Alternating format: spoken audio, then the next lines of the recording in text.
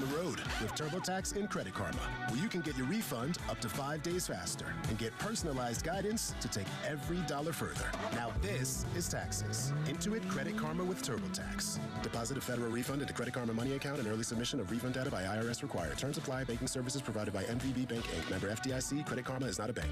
This week's Sweet Deal of the Week is the Hollow. Beginning this Friday at 9 a.m., you can get a $50 gift certificate to the Hollow for just $25. Get yours at 1075thegame.com.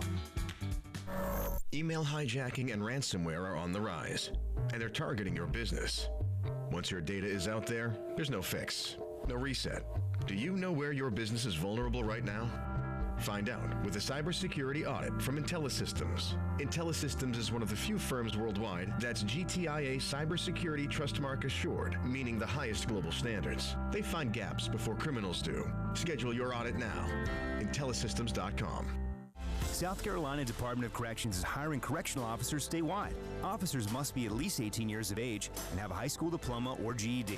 If you have correctional, police, security, or military experience, you can join their team in a promotional rank as a sergeant or lieutenant. Discover a rewarding correctional career with room for long-term career advancement and a generous employee benefits package that cares for you and your family. Visit joinscdc.com to apply today. Sponsored by SC Department of Corrections, SCBA, and this station.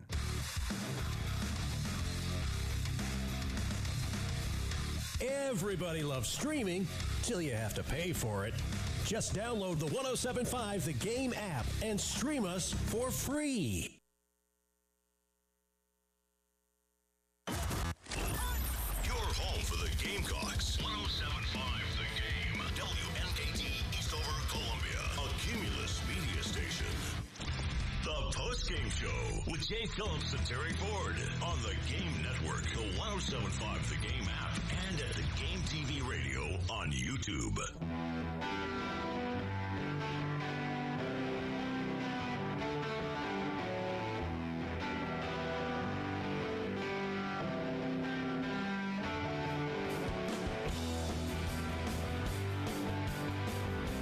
Postgame Show, Terry Ford.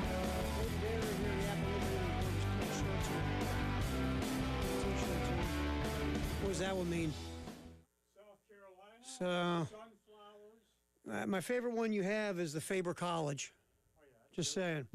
Love the Faber College. Only old farts like you and myself and Jay Phillips know what Faber College is.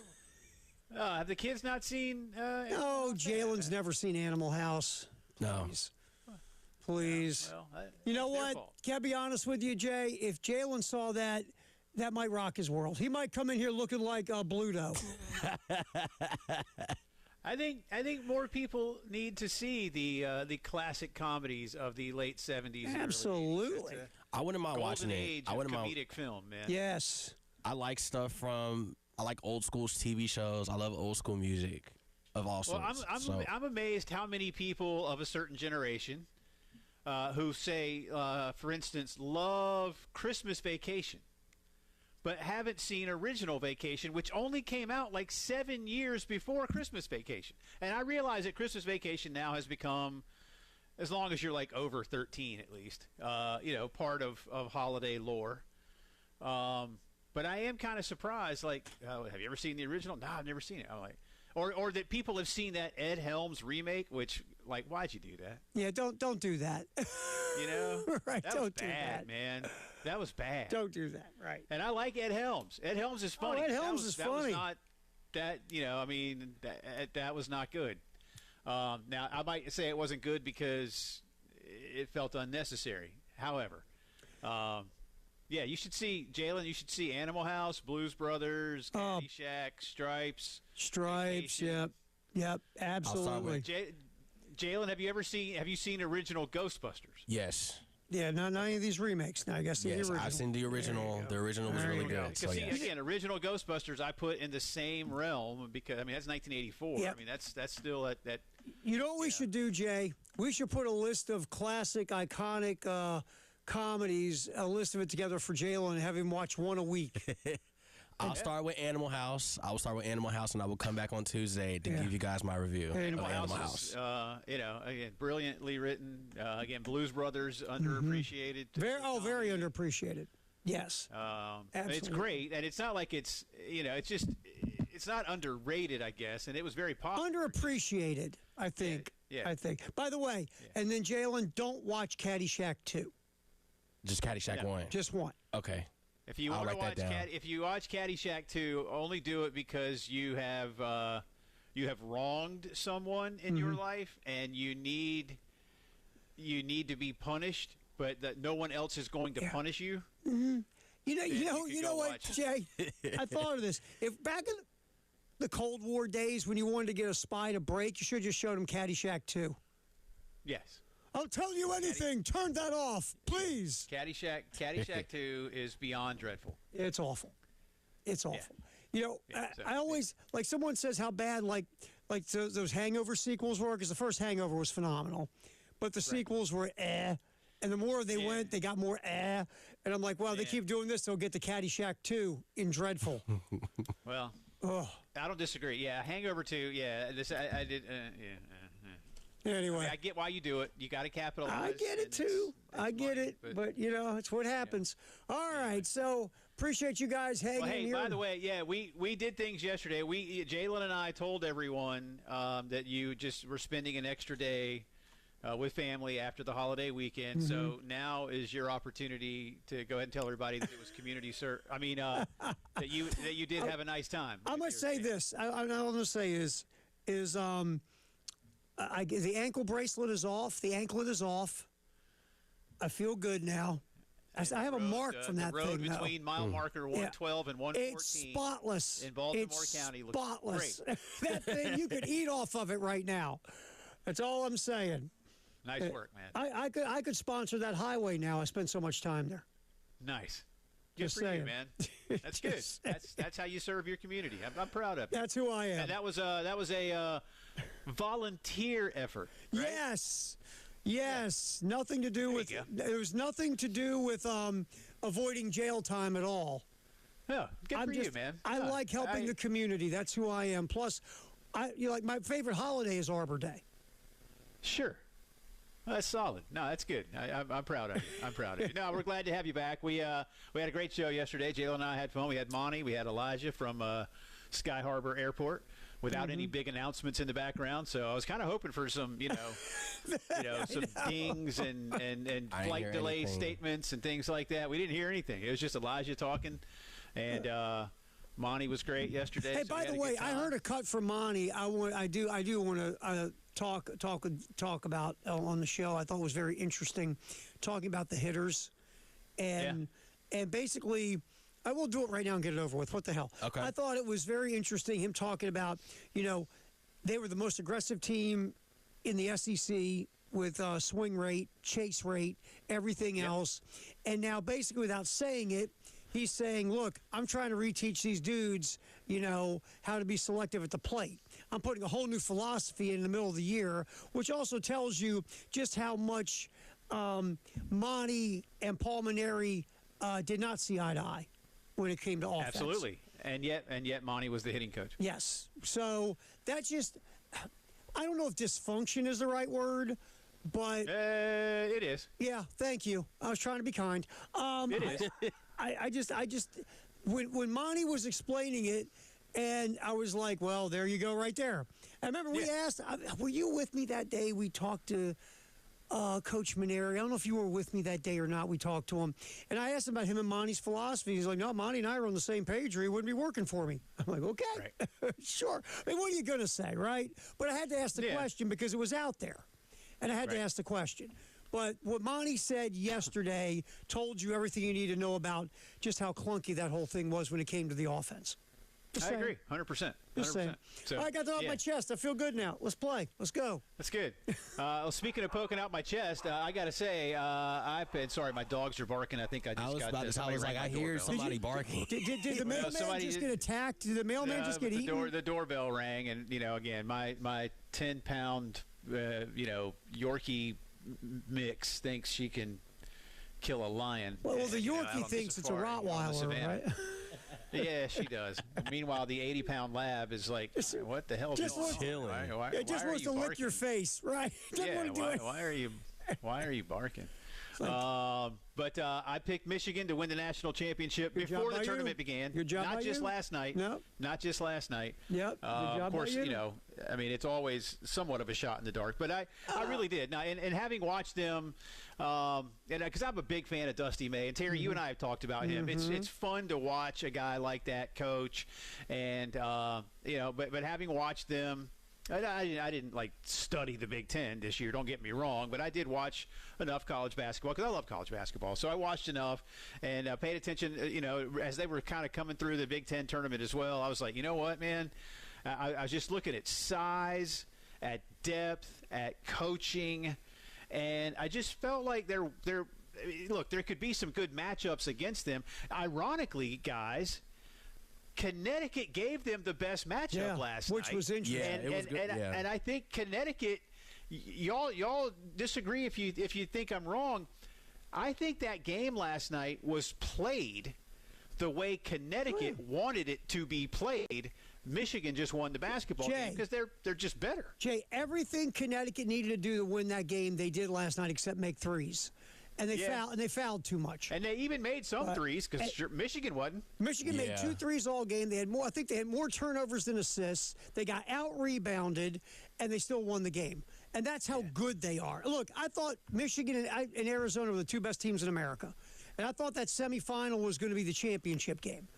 And obviously, Connecticut played Michigan much better than Arizona did. But I thought that since Duke had the injuries, that Arizona and Michigan were far and away the 2 best teams in the country. And what Michigan did to Arizona, by the way, was assault for 2 hours. And I was surprised, not that Michigan won, because, again, I went back and forth on that game picking my bracket.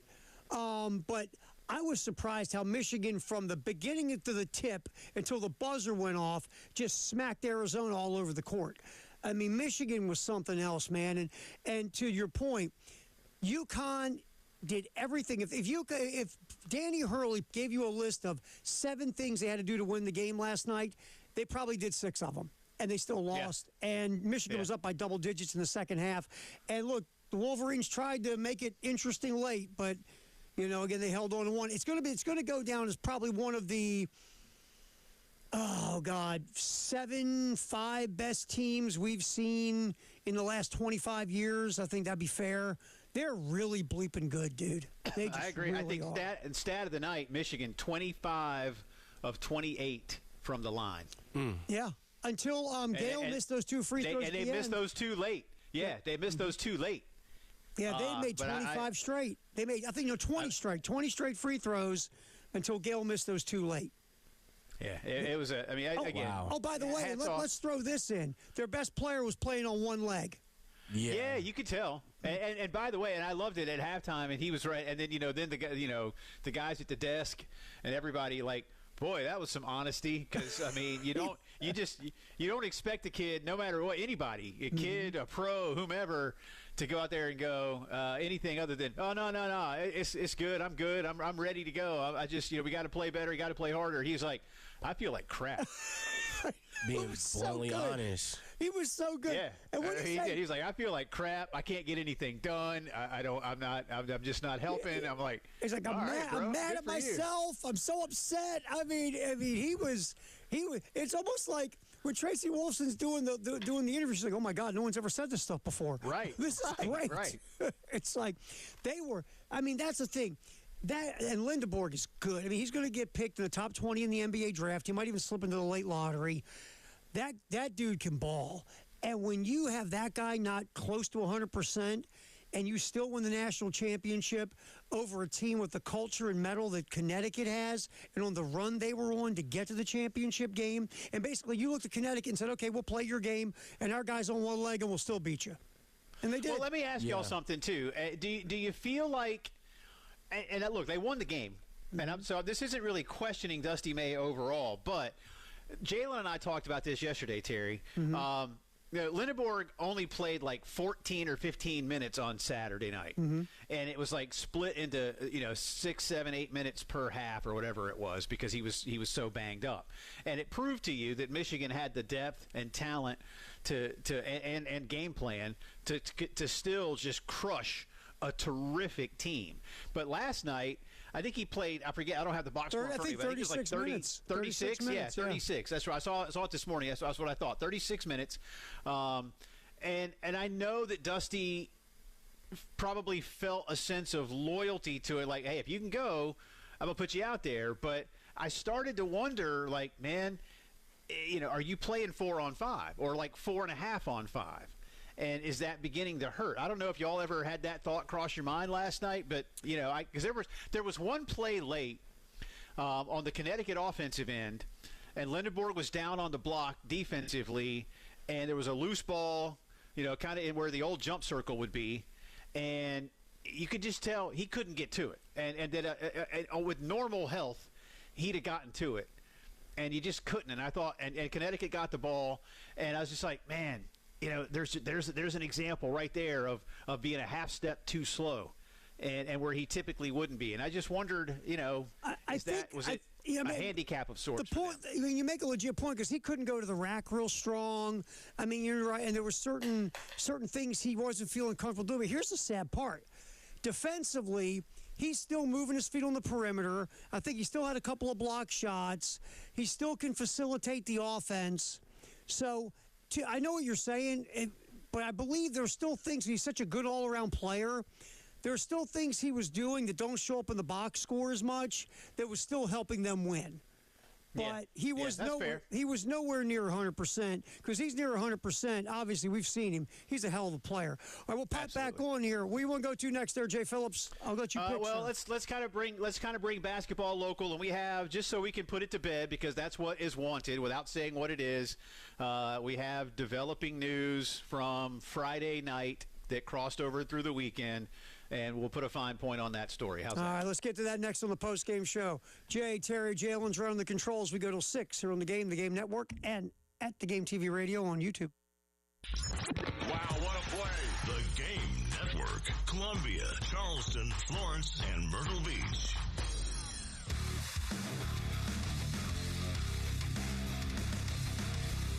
Everybody loves streaming till you have to pay for it.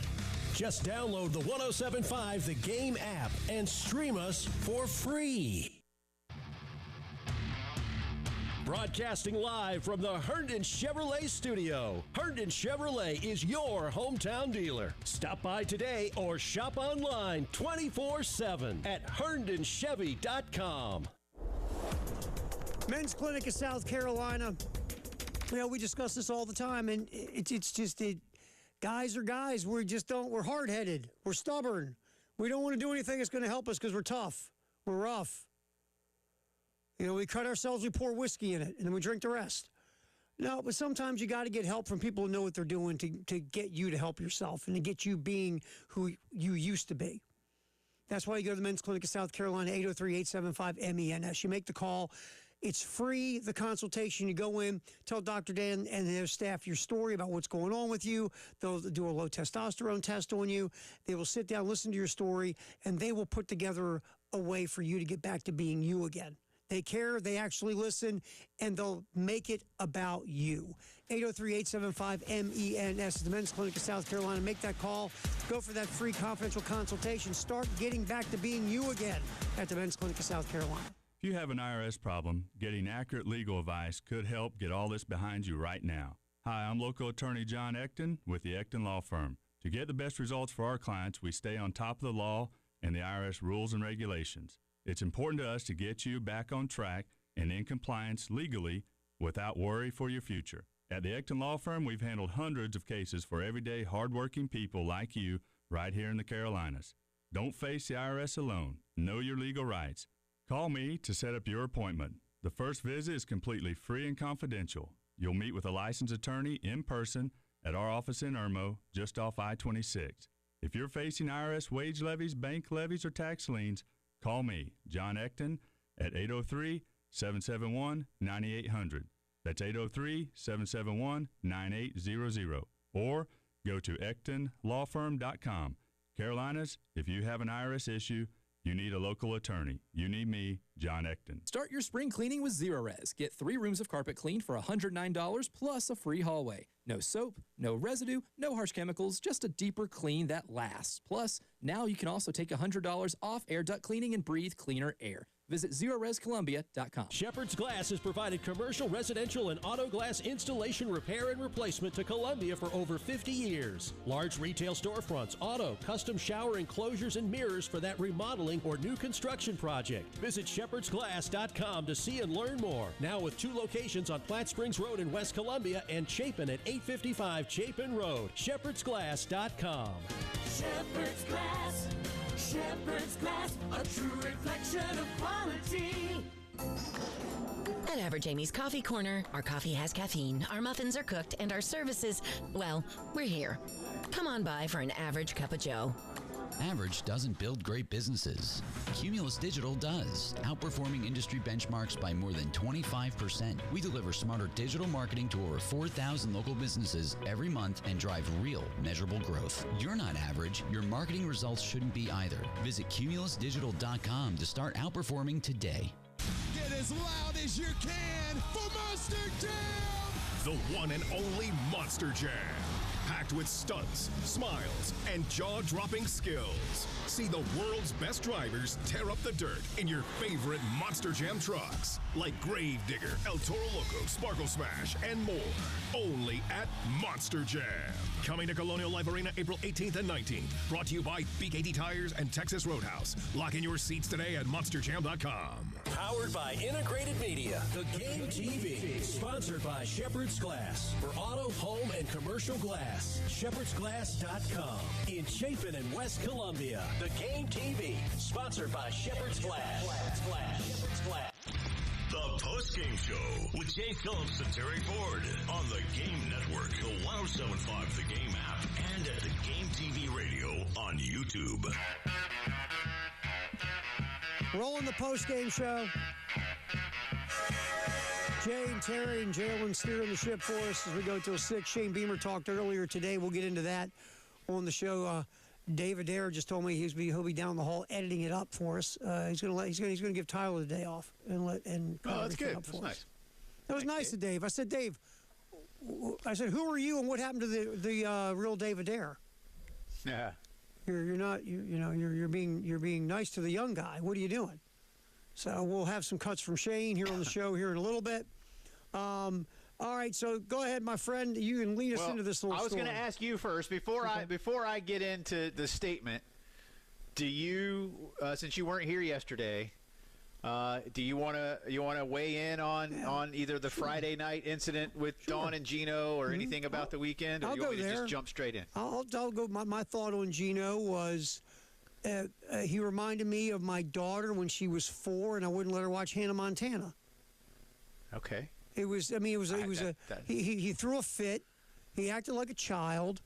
Dawn in South Carolina were totally in his head. He got out-coached. Dawn made some defensive adjustments that Gino didn't adjust to. He was getting his tail kicked. His 54-game losing streak was going down the toilet. His national championship that they all thought they were going to win was getting pulled away, and he acted like a child. And then he doubled down in the press conference after he had a few minutes to think, which made it even worse.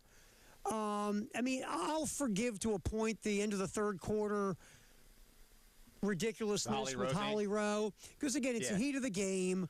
You see your player's jersey ripped, and of course you're going to think the worst, right? But the stuff about Dawn to me was she didn't shake my hand or she's yelling at the refs. Yeah, Gino, you've never yelled at a ref. Come on, you're acting like a hypocrite and an idiot. The thing about the handshake, let me ask you this. If UConn was winning that game by double digits, is Gino bringing up the handshake? Of course not. Again, he was out-coached. His team was outplayed and out-executed. And, look, man, he had a thing with Pat Summitt. He's got a thing with Dawn Staley. Mm-hmm. Do I have to say it out loud? Do I have to say it out loud? You're not the only one saying it. So at the end of the day, And then, of course, the university puts together the statements, and they say, Gino, here's your statement. Can we put your name on it? Yeah, sure, go ahead. And that was obviously not by him. We know how he feels. It was classless. It was Bush League, and he should be above that, being a man with his resume. He really should. Well, and it didn't have Dawn's name in it, which was, again. That tells you what you need to know right there. And I thought, look, and then here's the best thing. And Dawn said, after all that, Dawn handled it perfect, by the way. I'm not talking about it. Talk to Gino. He's the one that initiated it. And then she was like, the next day when she was asked about it, she's like, I'm from North Philly. We don't, you understand. And she gave her area codes. If I may, does anybody know where Gino grew up? He grew in Philadelphia. He's from Philadelphia. Philly. Yeah, he's from Philly. But let me ask you a question, though, guys. I don't think he came from the projects of North Philly. I'm just saying. No, he's not from the same area of Philly. But I'm going to tell you something, Jay. What I've learned over my 20-some years being around people from Philly, there's Philly and there's North Philly. No, okay? I get it, and it's a big city. I get it. There's a lot of different. There's a lot of Philly. I totally get that. So again, she handled it perfect. And then the way she congratulated after they lost, the class she showed just made Gino look worse. And we'll get to the statement here in a second. But my favorite part of this, and excuse my French, I'll beat Gino's ass. Yeah. I love that. They posted it everywhere downtown. I tell you what, we need to make T-shirts and sell them. Well, and again, I said this yesterday. Look, I don't know this, obviously, and I'll be honest. If I knew what was said already, I wouldn't maybe necessarily repeat it, but I would at least say that, hey, I have now learned. Mm-hmm. But one day, I think we'll know what Gino said. Oh, yeah. I really do. I think one day that becomes known. Because let me say this to you, because you're exactly right here. Whatever he said, look, Dawn Staley, we have never seen Dawn Staley act like that. No. Right. With a coach. Whatever he said caused that reaction. Yeah. Think about that for a minute. Mm-hmm. That caused that reaction from Dawn Staley. So, again, she handled it phenomenally. I won't lie to you. I've always had a lot of respect for Gino as a head coach because of his accomplishments and achievements. I lost some respect for him the other day.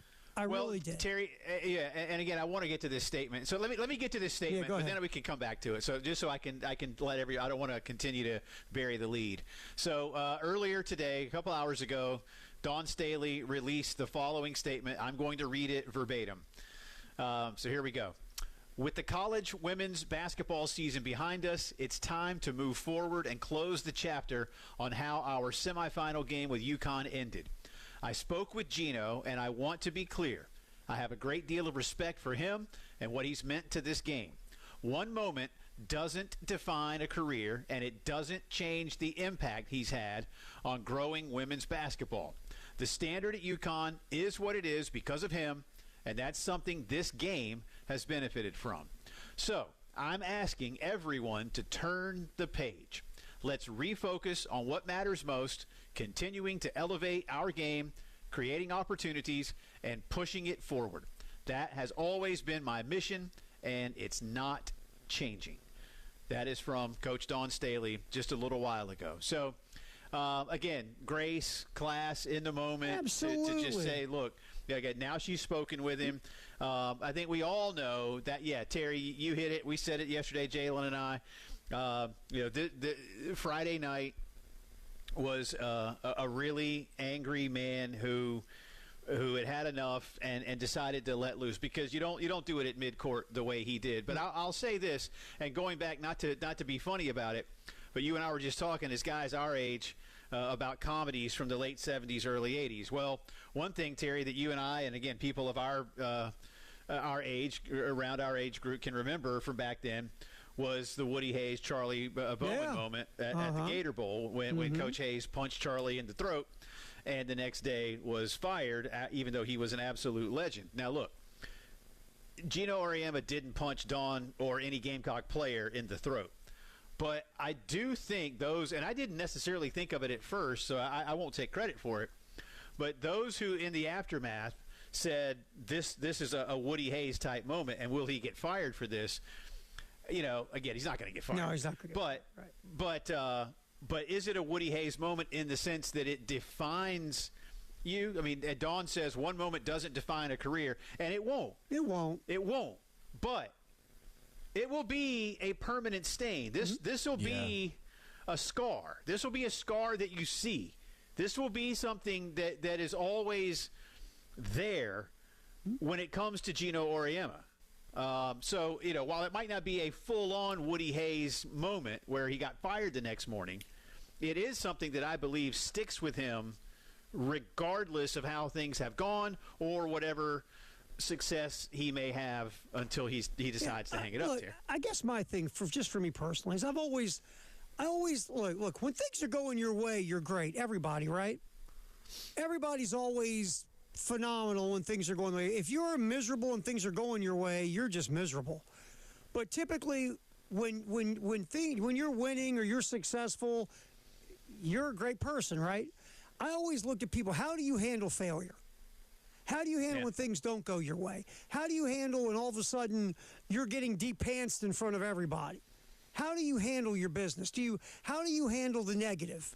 Because we all handle the positive really well. I've always said this about leaders. You need leaders when you suck.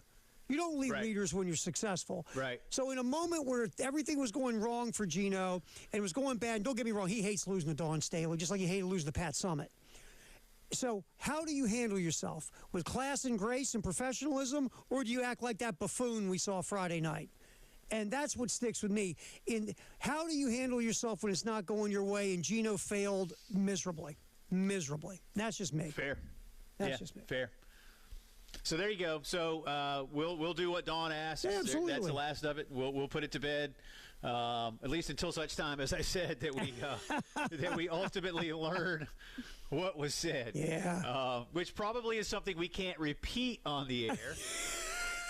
Hey, I think you didn't say nice game. You did a really good job, Coach. Well, yeah. I saw something. I saw something go by on Twitter. Like people that were kind of halfway defending him were like, I can't believe Dawn said she was going to said what she said. And I'm like, well, or I didn't say it, but I saw it go by on Twitter.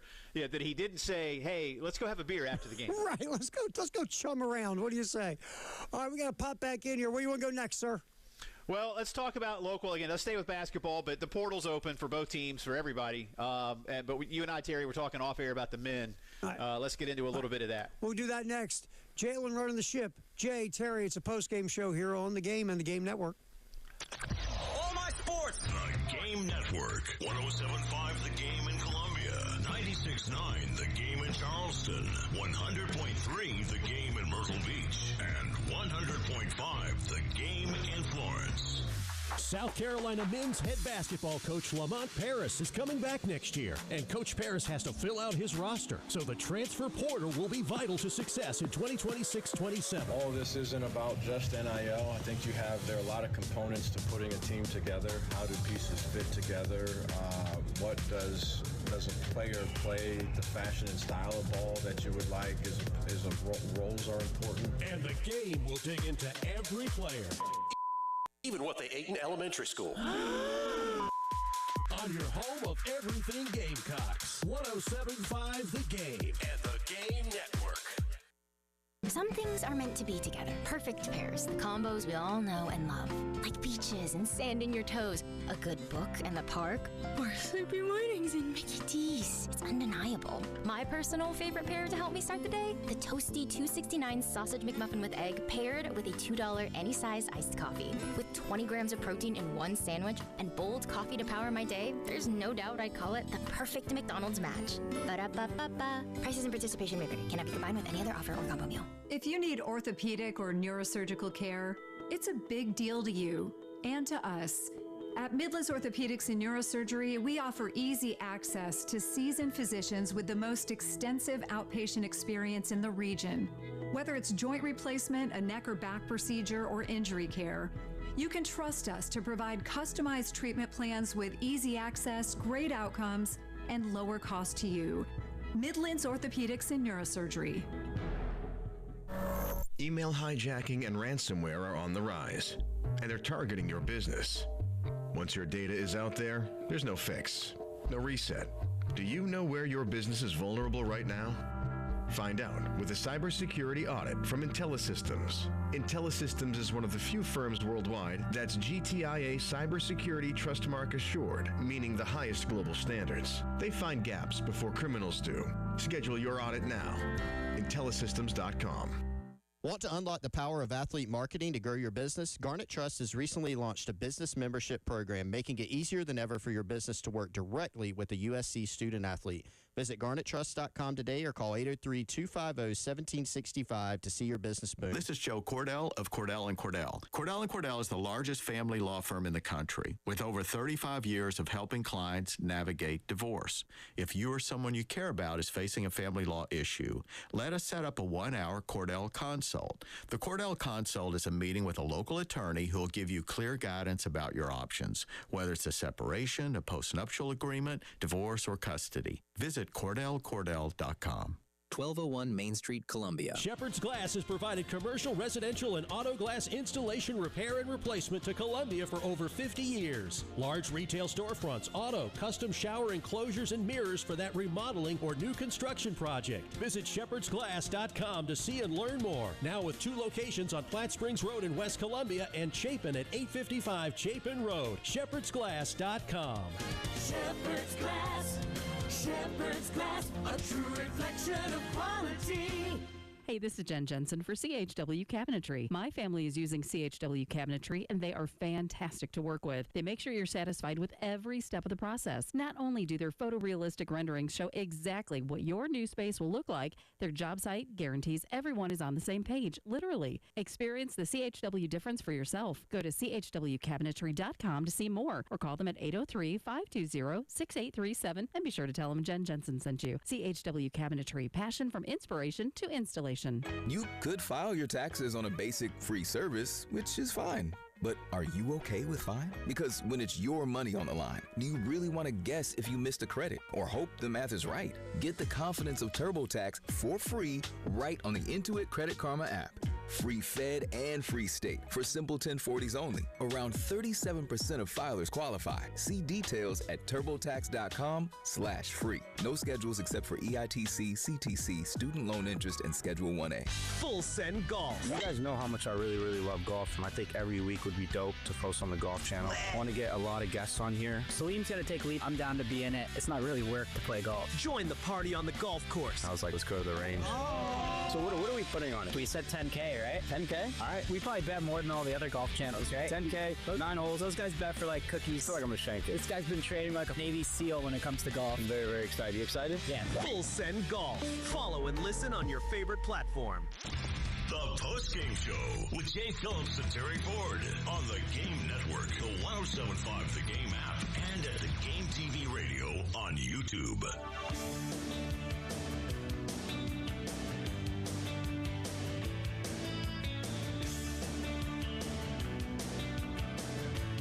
Crescent Construction Grand Slam Contest. It's getting good now, up to $400. Nice. Grand Slam, if a Gamecock hitter goes yard with the bases loaded, you can win $400. Go to 1075thegame.com, look for the little flippy thingy, click on it, and fill out the form. It's sponsored by our good buds at Crescent Construction. $400, Jay Phillips.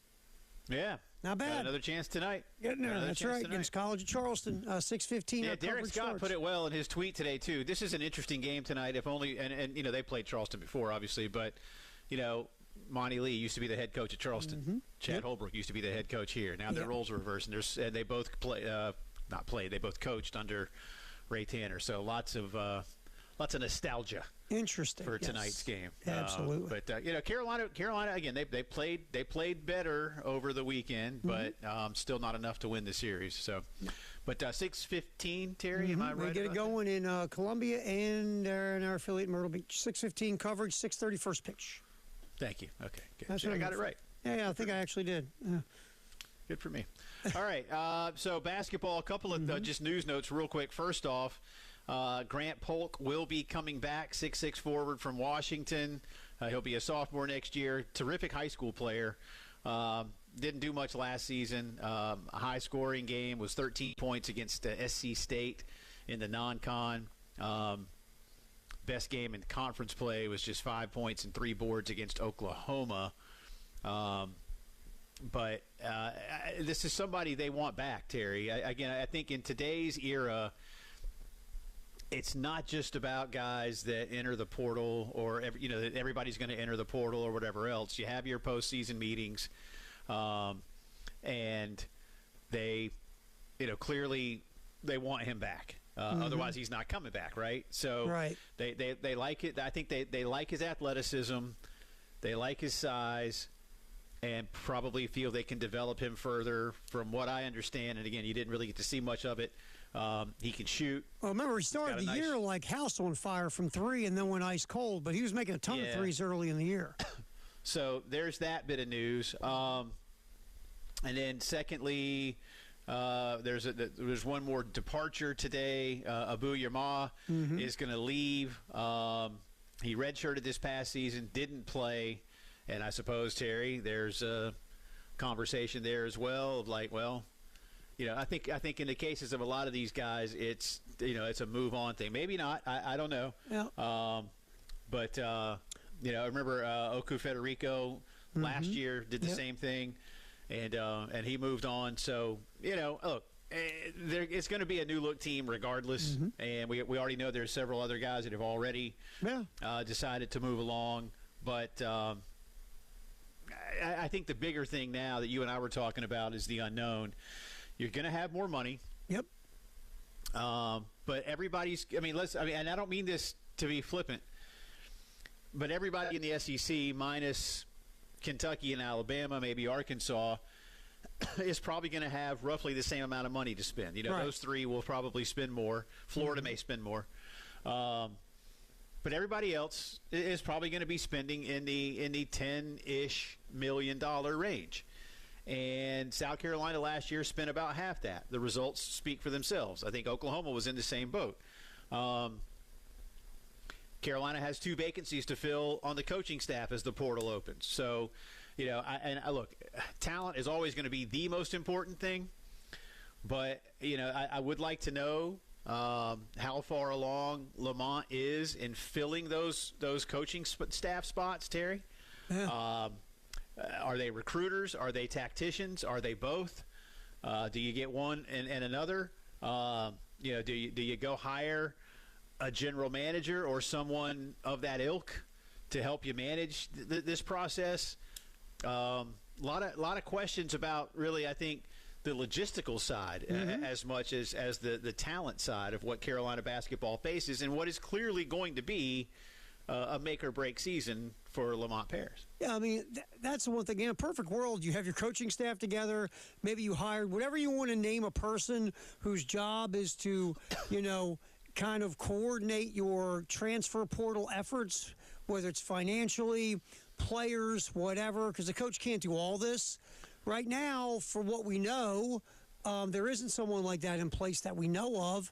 And 2, you've lost a couple of assistants, so your staff isn't at full strength either, and the portal opened today. So we'll see where this whole thing goes with that. And look, here's the other thing. We bring up that magic number, $10 million. And let's just say that's the number because we know it's somewhere in that ballpark. The guy in Michigan, Dusty May, just won a national championship. Michigan spent $10 million on their roster. Yeah. Just to give you the idea that that's a $10 million roster won the national championship. So $10 million, and you're right, everybody in the SEC, because Oklahoma's going to spend more money now. Everybody understands they've got to spend roughly around $10 million if you want to put a competitive roster on the court. So, again, now it comes down to this, Jay. Yes, you're spending what your brethren are spending, but now you got to spend it right. Dusty May spend it right, and they cut down nets, and they're going to hang a banner. And he's making a heck of a lot more money now. What are you going to do with the $10 million? That's the thing. And, again, we look at successful teams. This is not Mensa stuff. Point guard. Bucket getter, interior presence on both ends of the court. Look at those teams last night. Look at Michigan. Point guard, the kid from North Carolina as your point guard. Bucket getter. He was on one leg last night, but he's your bucket getter when he's healthy. And then you had multiple guys who affect the game in the paint. And, again, Like Mara's going to go. I mean, he was, like that. I love that guy, by the way, watching him play. And by the way, you know what? He was playing 13 minutes a game as a backup at UCLA. At UCLA, yeah. So, again. And now the NBA is going to drool over a guy like that. Well, here's the funny thing about him. He's 7'3". He moves well for his size. He's a hell of a passer. Again, is he some big twitchy, 40-inch vertical guy? No, but did you see him? They run the break, and he's rim running for a dunk. Yeah, he glides, man. Yes. He's like, I know you don't like my soccer analogies, but I love to watch big guys in soccer that just glide around the field, and to me, he's one of those. Maybe he grew up playing some soccer in Spain. I don't know, but he glides, and I think that's a positive. I like that kid. Yeah. But to come back to your point, to bring it back home, can I just say, and I look, point guard. Mm-hmm. I mean, you need to secure a one first. Look, it can't take you all of the days of the portal to do it and then go get everybody else. But man, this team needs a one, Terry. It needs a one badly, so badly. Well, let's go back to the year Lamont goes to the NCAA tournament. Talon Cooper was a phenomenal one. Cooper. You want to talk about a guy that did everything you wanted from a point guard. He ran the offense. He quarterbacked the team on the court. He nailed big shots. He was heady. He didn't make mistakes. He was a calming influence. Have I missed anything? Help me out. I get one more. And the bonus was he was an in-state kid. That's the bonus. And there you go. So, you saw what an excellent point guard can do for this basketball team, and you got to go get one. And if it's seven figures, man, you got more money now. Hey, Jay, here's the good news. Now, here's what you can buy Ruffles. You don't have to buy generic chips anymore. You can get the really good Ruffles with the ridges. Sure. And you can actually maybe go to Publix or Fresh Market now. Nice. Just saying. Well, if I'm going to Fresh Market to buy chips, I'm getting those fancy, like $5 a bag. Oh, absolutely. Well, I'm going to stop over there. Kettle-cooked, whatever chips. I'm going to get that apple crisp pie while I'm in there, too. Sure. I'll probably shoplift a couple of things. But anyway. No, not anyway. You can really go and get a legit point guard. And you don't have to worry about budget and money. You can get this taken care of. And there's things now you can go get that money is there for you now, is what we're saying, to go get these players. Absolutely. All right, we'll pop back in. It's time to bust the vault open. Post-game show. Jay and Terry and Jalen here on the Game Network, and at the Game TV Radio on YouTube. Wow, what a play. The Game Network. Columbia, Charleston, Florence, and Myrtle Beach. This hour of in-show listening on 1075 The Game is sponsored by QC Kinetics in West Columbia, the non-surgical regenerative orthopedic specialists of the Midlands. Request your consultation today by dialing pound 250 and use keyword QC Kinetics. This is a Westwood One Sports Minute. Dusty May on Sunday told reporters he wasn't pursuing any other jobs outside the one he has at Michigan. Last night, the Wolverines beat UConn to win the national championship. Staying put in Michigan fits for this situation. May had an opportunity to jump to North Carolina, but now he has a chance to build something and win for a long time in Ann Arbor. Dusty May, Michigan man and champion. I'm Chris Black.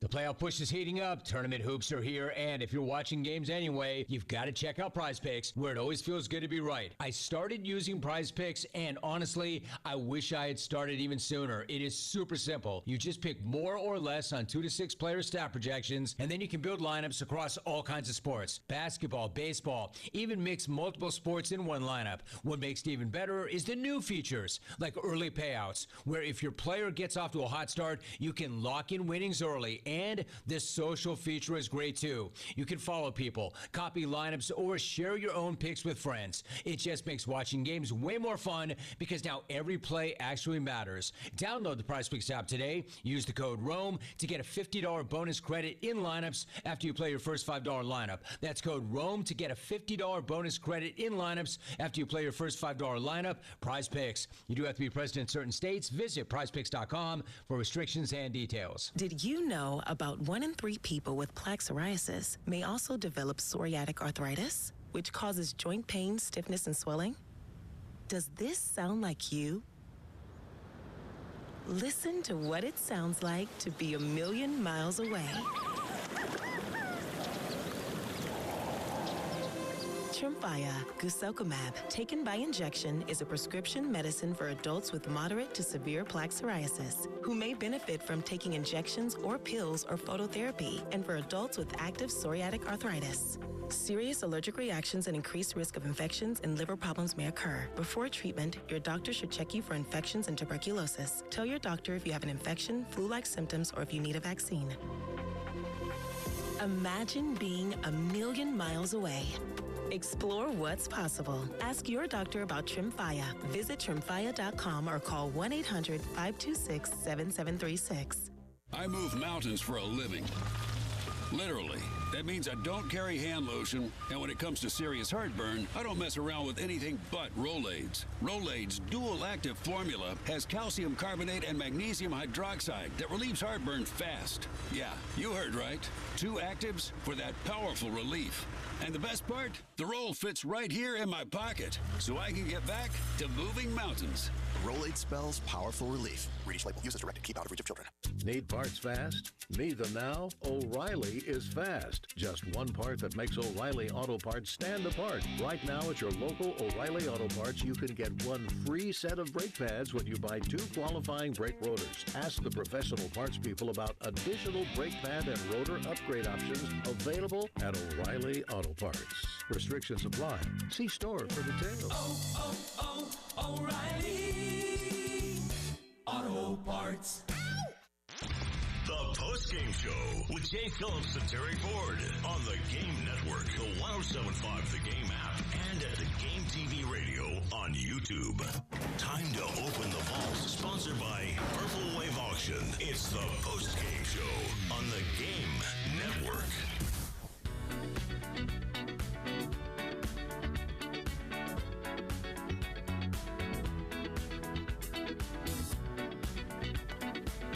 All right, trying to crack open the vault. Like always, a few interesting things in the old vault for today. There, Jay Phillips. One you're really going to like. I got a golf one for you, pal. Okay, good. I know good. Like golf? I know you like your golf. Yeah. On this day, and it's an old school one. I feel like an old school one every now and then, too. On this day in 1963, Jack Nicklaus becomes the youngest Master winner at age 23. Wow. 23-year-old Jack Nicklaus. Wow. Won the Masters in 1963. On this day, Ben Hogan, by the way, on this day won the Masters in 1951. That's been broken, yes? Is Tiger Tiger broke that. Yeah, Tiger broke that. Yeah. Absolutely. And how old was Jordan Spieth? He's a little bit older than Tiger. I'm going to look that up. Yeah, look at that. No, it's okay. That's a good one. That's a good one. All right. Also, as we roll through this is another interesting day in history. And we're going to start this at the second missed free throw and run it to the shot.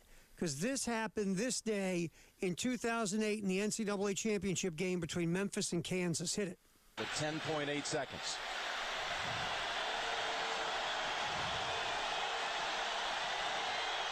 Stayed with that one. Kansas has made only 2 threes on the night. They must make one here to extend the game. Collins driving, almost lost the handle. Chalmers for the tie. Got it with 2 seconds. Unbelievable. Dozier at midcourt for the championship. No, we're going to overtime in San Antonio. All right, you can cut that down there. Overtime between Kansas and Memphis. Kansas won the national championship. Derrick Rose at the free throw line. If Derrick Rose makes 2 free throws, the game's over. The freshman, Derrick Rose, who, by the way, later was ruled ineligible, so if Memphis would have won, the banner would have had to come down. Well, yeah, I was going to say, technically, based on the NCAA punishment, that game never happened. That game never happened. It was all, the men in black, they took that little pen and waved it in front of your face. Yes. It was a dream. Yep. Never happened. Yeah, that was a hell of a game, by the way. That really was a good game. That was a really good game in 2008. Bill Self got his national championship. And Kansas won in overtime 75-68 to win the national championship. Also, all right, by the way, Tiger, 21 years, 104 days. So 21 years, basically 3 months. Jordan Spieth is 21 years, 8 months. And Seve actually beat Jack 23 years, 4 days in 1980. Forgot about Seve that. did it, then Tiger, then Tiger still is the youngest. But Jordan Speed's second youngest. Very nice. There you go. Oh, by the way, I'll give you another golf one. 2016 this day, Ernie Els. Yep. Ernie Els opened up with a 10 on a par 4. He opened up with a 10 on the par 4 first hole. That's not good. That helps the old adage in golf. You can't win a tournament on Thursday, but you can lose it. It was the worst score on the first hole at the Masters ever by Ernie Els. This day, 2016. Ouch. Ouch. Ouch is right. Ouch is right. By the way, on this day, 2014, Shabazz Napier scored 22. UConn, they won their second title in 4 years. They beat Kentucky 60-54. So UConn won the national championship. The men and the women, this day in 2016, UConn won by beating Notre Dame for their 10th title. Wow. There you go. There you go. And I'll give you another one. We're on a roll. Golden State on this day in 2016, the second team in history to win 70 games. But didn't win a title But did not win the title. And you know, it's so funny. Those Bulls players, that's the smack they say to Golden. Yeah, you might have won more regular season games than us, but we won the title. Yeah. And Golden State didn't. But Golden State losing that title got them Kevin Durant, and they went on and won 2 more titles. Yeah, that helped. Yeah, Kevin that guy Durant's helped. Pretty good. Yeah, that guy helped. Because once they got Kevin Durant, it was like you could have put 8 guys on the court and you would have lost. Wouldn't have mattered. Wouldn't have mattered. Wouldn't have mattered. Oh, and I'll give you another one too. 2018. This is a really cool story, but it's the NHL, and 97% of the United States doesn't care. This day in 2018, the Vegas Golden Knights end the regular season with the most victories by any expansion team. I do believe they also went to the Stanley Cup Finals and lost as an expansion team. I do believe. Let's see. They play 80 games. 82, just like the NBA. Just like the NHL or NBA does. Mm-hmm. What'd they win? 40 something. I can't remember if time they don't have here. Just said they had the most victories of any expansion. They made the playoffs, and I believe they got to the Stanley Cup Finals as an expansion team and lost. Yeah, I know I remember that some hockey fans were complaining that year that the expansion draft rules were different than they had ever been, and basically like you could only protect like your top 2 players or something. Yeah, and that's how they built up that team. Yeah, but they built up a really good team, and then they did. I think didn't they change those? They tweaked those rules after that because wow, that team's I don't know. good. Yeah, I couldn't tell you what the Kraken or the Mammoth. By the way, how cool is the nickname Kraken? I like them both. I didn't know that. I don't know. Like, is the plural of mammoth, or Kraken? I mean, I don't know. If a mammoth is the ancient relative of an elephant. I mean, there's elephants. Every time I think of like a mammoth, I think of the Flintstones. Yeah, sure. Because they had I figured that was mammoths. They had mammoths. I wish they had let him call them the Yeti, but apparently the cooler people said, "Yeah, no, that's our trademark. Sorry." Oh, that's too funny. Fantastic. Yeah. There's your with that thing called the Vault. We'll come back. We will talk obviously from Shane Beamer. He met with the media earlier today. We'll get into that here on the post-game show on the game.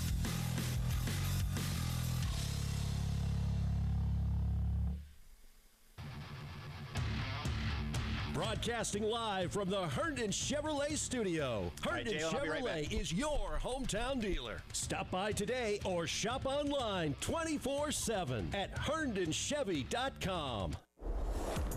Hey, y'all, Jay Phillips for our good friends at Cato's Power Equipment. Ben, Matt, Andrew, the entire crew at Cato's, ready to make sure that everything that you need for your yard work is right in front of you. The latest from Steel, from Toro, from Gravely, battery-powered, gas-powered. Listen, the service department, second to none in this town. They've been in business since 1983, so you know they know what's up, right? It's that simple when it comes to what they do at Cato's Power Equipment. And a lot of the battery-powered things now, they won't be in the service department. They'll be working for you a whole lot longer, and they're just as powerful as so many of the things from generations past. I love my Toro equipment. Can't wait to use it when it's time for yard work because I get it done well, I get it done faster. Check them out online. See the entire inventory. As I've said for many, many years now, whether you do it for yourself or you do it for a living, you need to work with the great people at Cato's. CatosPowerEquipment.com, 4012 West Beltline Boulevard. Family owned since 1983. That's Cato's. BOGO is back at iMart Express. Come on. Okay. Right now, for a limited time only, new customers can buy their first pair of glasses and get a second pair free. Plus, with eye exams available and same-day glasses, you'll never miss a moment. It's the kind of savings and service you can really get used to. Come on. Okay. Find a location near you at imartexpress.com to shop our BOGO event today and see everything we have in store for you. iMart Express. Get glasses. Go see. It's the first day of the first grade, and she found a new best friend. It's a laid-back Sunday afternoon you wish would never end. The homemade taste of Bluebell and good friends gathered round. The good old days are being made right now. New Bluebell Brookie a la mode ice cream brings brownies and cookies together like never before. Big chunks of brownies, soft chocolate chip cookie pieces blended into a rich, creamy brown sugar ice cream. It's not too good to be true. It's just that good.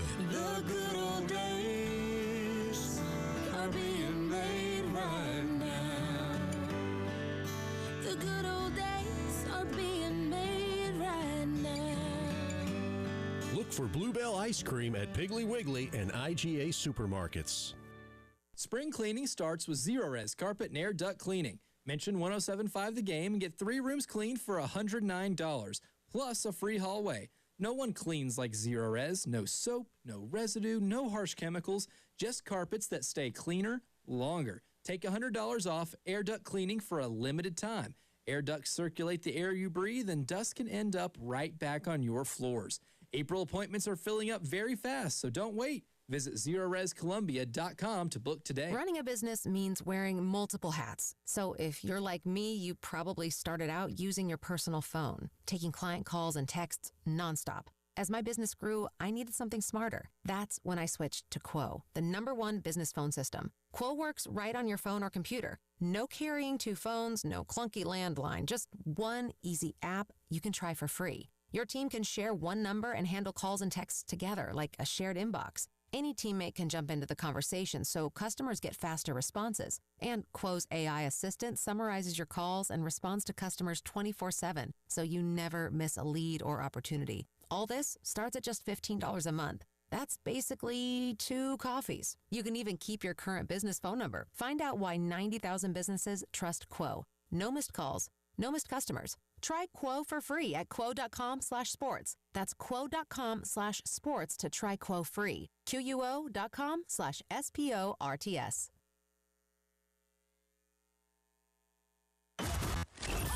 Your home for the Gamecocks. 107.5 The Game. WNKT Eastover, Columbia. A Cumulus media station. The Postgame Show with Jay Phillips and Terry Ford on the Game Network, the 107.5 The Game app, and at the Game TV radio on YouTube.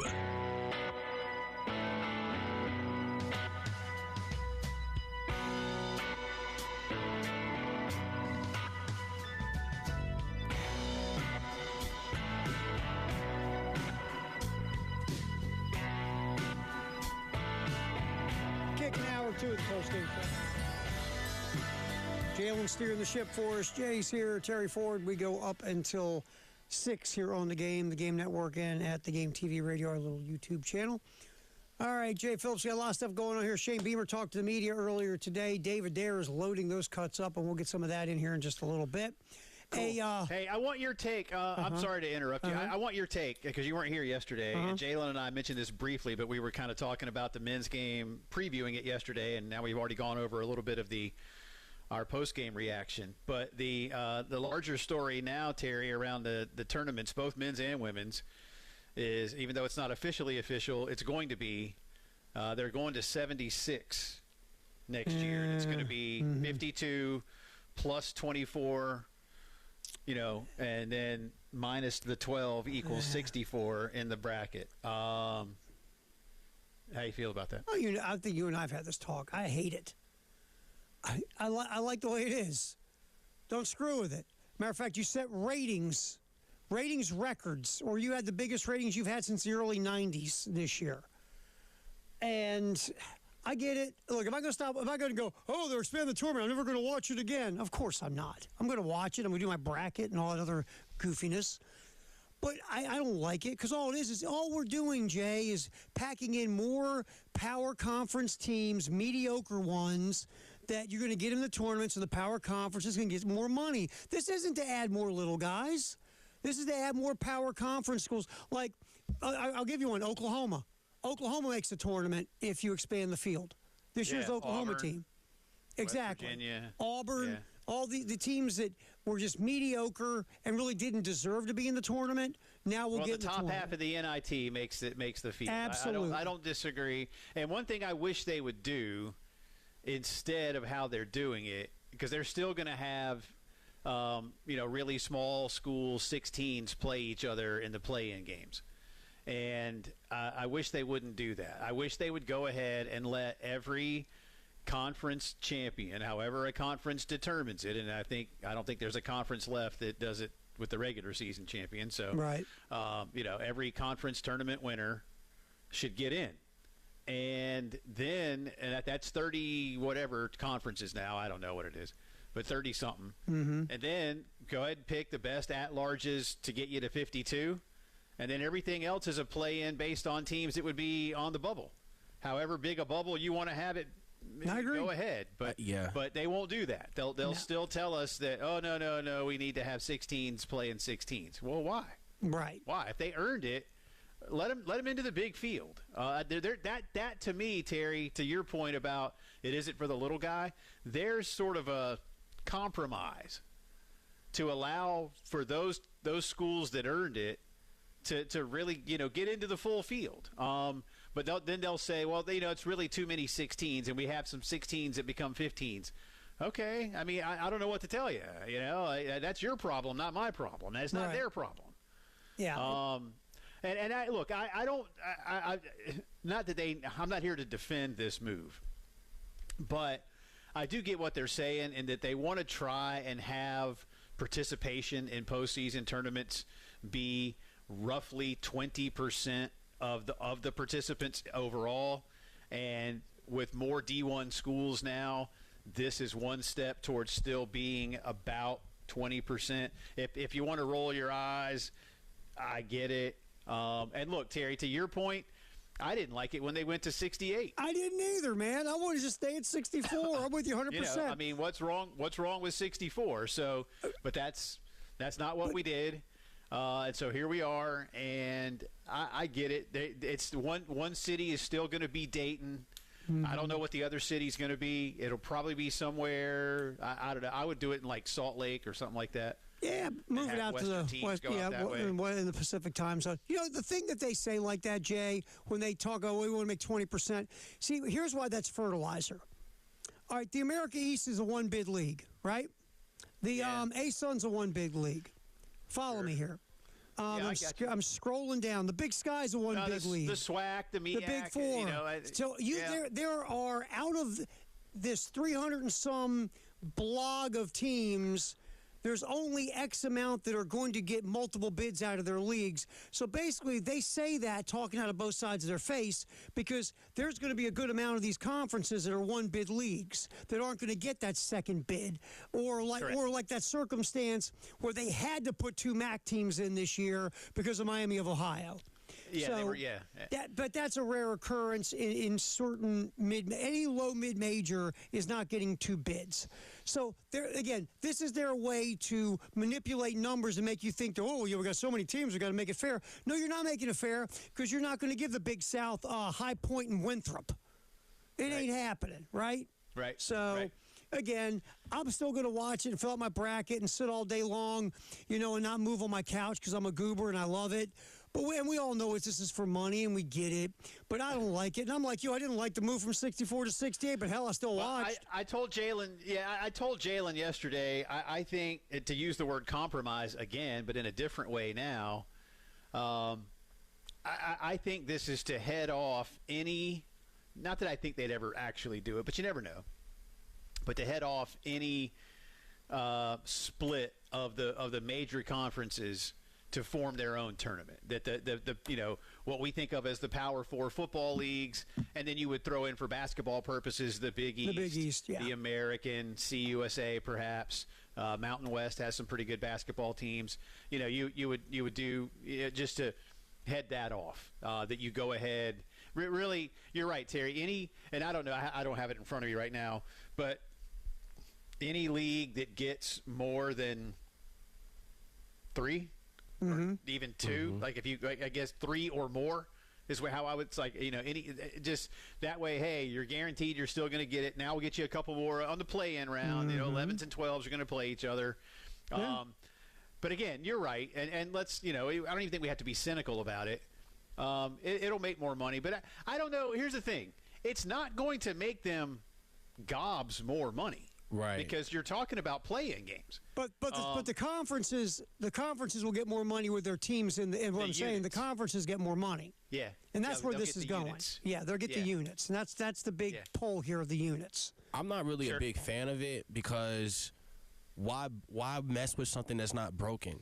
I mean, adding more does not mean that you're going to get more out of it. I think a lot of the fans, from my generation, we enjoyed the field of 68. We enjoyed the play-ins, but to add more teams to the play-ins, I mean, you're going to make teams that are hosting wait longer to play in their own, just for the women's basketball state. But for the men, it's kind of going to be a little bit different. But I would just keep it at 68. I don't see no point in making it a 76 field. Well, and again, it's all about the money, man. Yeah. That's what, what's funny, Jack? In the grand scheme, in the grand scheme, that's where it is. And by the way, you get to charge the TV networks more money next time the contract opens up. Right? That's why I say they'll make TBS. And by the way, for those who don't know this, and this could be interesting, by the way, but Paramount is about to acquire Warner, right? And so right now you've got sort of a split. CBS, Paramount televised thing, and then Warner owns TBS and TNT and all that. They're about to merge, and I'll be curious to see. Again, they'll pay more, but how much are they really going to pay? That's true. Again, probably not that much. For another round of games, not even a round, but just again, you're going to go from 8 in the play-in. Right, to 24 in the play-in. So you're going to have 12 games instead of 4 games. I guess you'll just prorate it, Terry. Yeah, that's what you're probably doing. I don't know what they make for the 4 games now, but it'll just, you'll get that for 12 games. So, and you're talking about play-in games, like I said. So you're not talking about ratings bonanzas unless you've got a play-in game. And you could get this. Because, Terry, you and I were talking earlier today about, like, alumni bases and sizes of some of these schools. If you got Indiana to play Texas in a play-in game, you'd probably have a pretty decent audience because those two schools have big fan bases. Sure, absolutely. But you're not getting the casual fan to go, what I'm doing on Tuesday night at 9:00? I'm watching Indiana and Texas in a play-in game. Right. You know what they're doing? You're certainly not going to have them watch, St. Mary's play in against Wyoming or something. Hey, don't disrespect the Cowboy alumni base, pal. Come on now, you stop it. What? But here's the thing. To your point, what they're doing is they're hoping they put enough inventory on that the casual is going to come home, sit down, go in the man cave, turn on the TV, start surfing, and go, well, they'll hear or whatever the NCAA music is. And they're going to stop and see what's going on and hope you get to have them stick. That's really it's the amount of inventory they hope can catch them. I'll admit, even I don't watch a lot of the play-in games. If it's really intriguing, I'll tune in. Yeah, but there's tons of play-in games I don't watch. Can I be honest? I don't watch the 16-16 game. I very rarely watch the 16-16 I just want to wait and fill out my bracket, and I start on Thursday. Yeah, I never do my bracket until 64. Same here. I'm still going to do that. Same here. By the way, I did this really fast math. There's 31 conferences. It's going to be 30, though, because the WAC goes away. But it's 31 conferences. 19 of them are one-bid leagues. Yikes. So think about where these extra teams are going to come from. We know where they're coming from. They're coming from the SEC, ACC, Big 12, Big 10, and Big East. So the next time these dudes throw up, we got 300 and some teams. Yeah, but out of your 30 conferences or 31 right now, you have 19 one-bid leagues, which means that most of these teams are going to come from your bigger conferences who, they need the money really bad, Jay. Well, they want the money. They want the money really bad. So, no, to answer your question, I don't like it. But, of course, I'm going to watch because I love it. But I don't like this expansion. I don't like it because I know I'm just going to watch it as more mediocre slop in the early rounds. But here's the good news. I don't have to watch it if I don't want to. I'll get there when it's 64. Exactly. And that's that's thing. just it. Like, I saw that a lot of people on Twitter were watching the NIT championship game, whoever Auburn beat. I don't even remember who they played. Tulsa. Was it Tulsa? Okay, Tulsa. Thank you. I think it was Tulsa. It was. And people were saying, "Boy, I hope all the games could be this good." And I'm like, "Man, I can't believe this many people on a Sunday are watching the NIT championship." By the way, how much of that did you watch? This much. Same here. I don't watch any of it. Can't even see it. I hate to be mean. Look, if you want to dig the NIT and watch it, God love you. It's just I don't care. I couldn't tell you the last 10 NIT champions. I don't care. I probably haven't watched 10 minutes of NIT basketball since South Carolina won the NIT in 2006. Yeah, I remember the last time I even had a conversation. I went to the Carolina Georgia Tech NIT game and I didn't even watch that. Right. And I was in the building. Wow. That's actually the last funny. time. The last time I watched NIT was Hofstra beating Rutgers. That was it. There you go.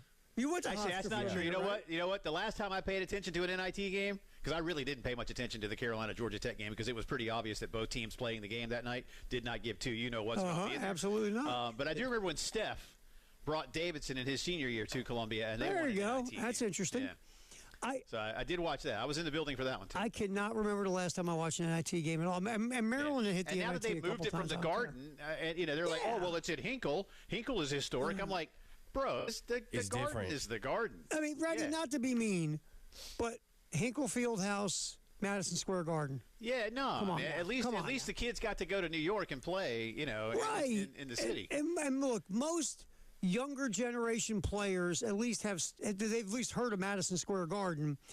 And you say Hinkle, you go, what? You go, oh, you remember the movie Hoosiers? And half of them go, what the hell is that? Is it a video game? Right. I mean, Hinkle is famous to us, the age group of us, right? Yeah, because I don't know bit that a lot of people care. No, they don't. That's why when you say historic Hinkle, they go, where the hell's that at? Right. Yeah, just come on. Anyway, all right, we'll pop back in. Little Shane time? Little Shane time. Let's get some sound from the football coach next here on the post-game show with Jay and Terry and Jalen here on the Game Network, at the Game TV Radio. It's our little YouTube channel. All my sports. The Game Network. 107.5 The Game in Columbia.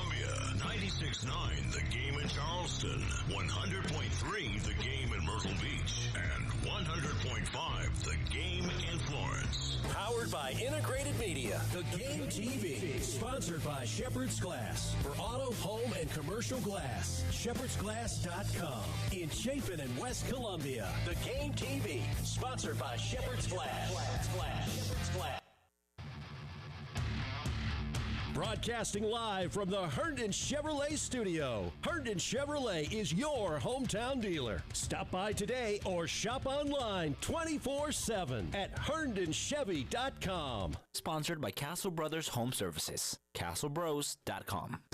Most HVAC system breakdowns don't happen at once. They start small, then fail when the peak weather hits. Fix it before it fails. Get a $59 AC system check, plus save 15% on same-day repairs. Visit CastleBros.com. The Gant family with Pioneer Tree Service has been taking care of trees in Columbia and surrounding areas for over 48 years. Pioneer Tree Service provides tree and shrub removal, pruning and thinning, tree planting, cabling and bracing, raising tree canopies, stump grinding and removal, storm damage services, property cleaning and grading, right-of-way maintenance, and more. They also provide 24-hour emergency tree removal. They can also handle the removal of diseased and dead trees before an emergency happens. Call them today for a free estimate. 803-794-8253. The Gant family and their team at Pioneer Tree Service can be trusted to provide professional and quality tree services with affordable pricing for residential or commercial jobs. Ashton Smith called Pioneer Tree Service and said they came when she was leaving for work, and when she got home, the tree was gone as if it was never there. She was so impressed with Pioneer Tree Service, she will definitely use them again. Here's one of the Gant girls, Madison Gant. Call us today for a free estimate at 803-794-8253 or check us out online at pioneertreesc.com. This is Larry Leitner. owner and founder of Midstate Roofing. And for nearly 30 years, we've continued to be the proven leader in the roofing and waterproofing industry. Midstate Roofing's proven history is your assurance that our professionals at Midstate Roofing will provide the proper advice, service, and results to the needs of your facility in a manner both safe and pleasing to your operation. From high-rise to hospitals, manufacturing to industrial, Midstate Roofing designs and installs bonded systems with a protective guarantee that will keep your operation dry and running long into the future. 24 hours a day, 7 days a week. And this is Blake Liner, reminding you to protect that roof with a maintenance contract. Call me today at 803-356-1919 or online at midstateroofing.com. That's midstateroofing.com. You'll speak to an on-call technician after hours or a Midstate Roofing staff member during hours at 803-356-1919 or online at midstateroofing.com. And as always, tell them Midstate Twins. If you have a leak, let Midstate Roofing take a peek. Looking for a dealership that treats you like family? Come to Herndon Chevrolet, where we've been proudly serving Lexington and the Midlands for over 50 years. Whether you're shopping for a new or pre-owned vehicle or just need expert service, you'll find it all right here. Shop online anytime at HerndonChevy.com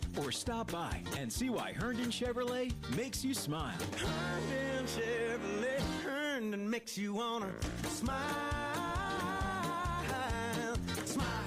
Join the Lexington Health Foundation on Friday, May 1st at the Columbia Metropolitan Convention Center for the McDaniels Gala. Dress your black tie best and enjoy delicious food, open bars with signature cocktails, specialty tasting rooms, exciting auctions, fun photos, and more. Proceeds benefit the McDaniels Pucci Cancer Fund to support patients and families at Lexington Health Cancer Center from diagnosis to survivorship. Purchase your tickets today at lexhealth.com/McDaniels Gala. Bill Gunner for AAA Heating and Air. The spring is here. Dust, pollen, spring cleaning, all those important things. But have you even thought about the air quality inside your home? How are those air ducts holding up? Well, AAA Heating and Air is ready to help you. Visit them on the website. Call AAAtoday.com. Again, that's call AAAtoday.com. Call AAA Heating and Air and tell them Bill Gunner sent you. AAA Air when you need us. AAA Heating and Air. Powered by Integrated Media, The Game TV. Sponsored by Shepherd's Glass. For auto, home, and commercial glass. ShepherdsGlass.com. In Chapin and West Columbia, The Game TV. Sponsored by Shepherd's Glass. Shepherd's Glass. The Postgame Show with Jay Phillips and Terry Ford on the Game Network, the 107.5 The Game app, and at The Game TV Radio on YouTube.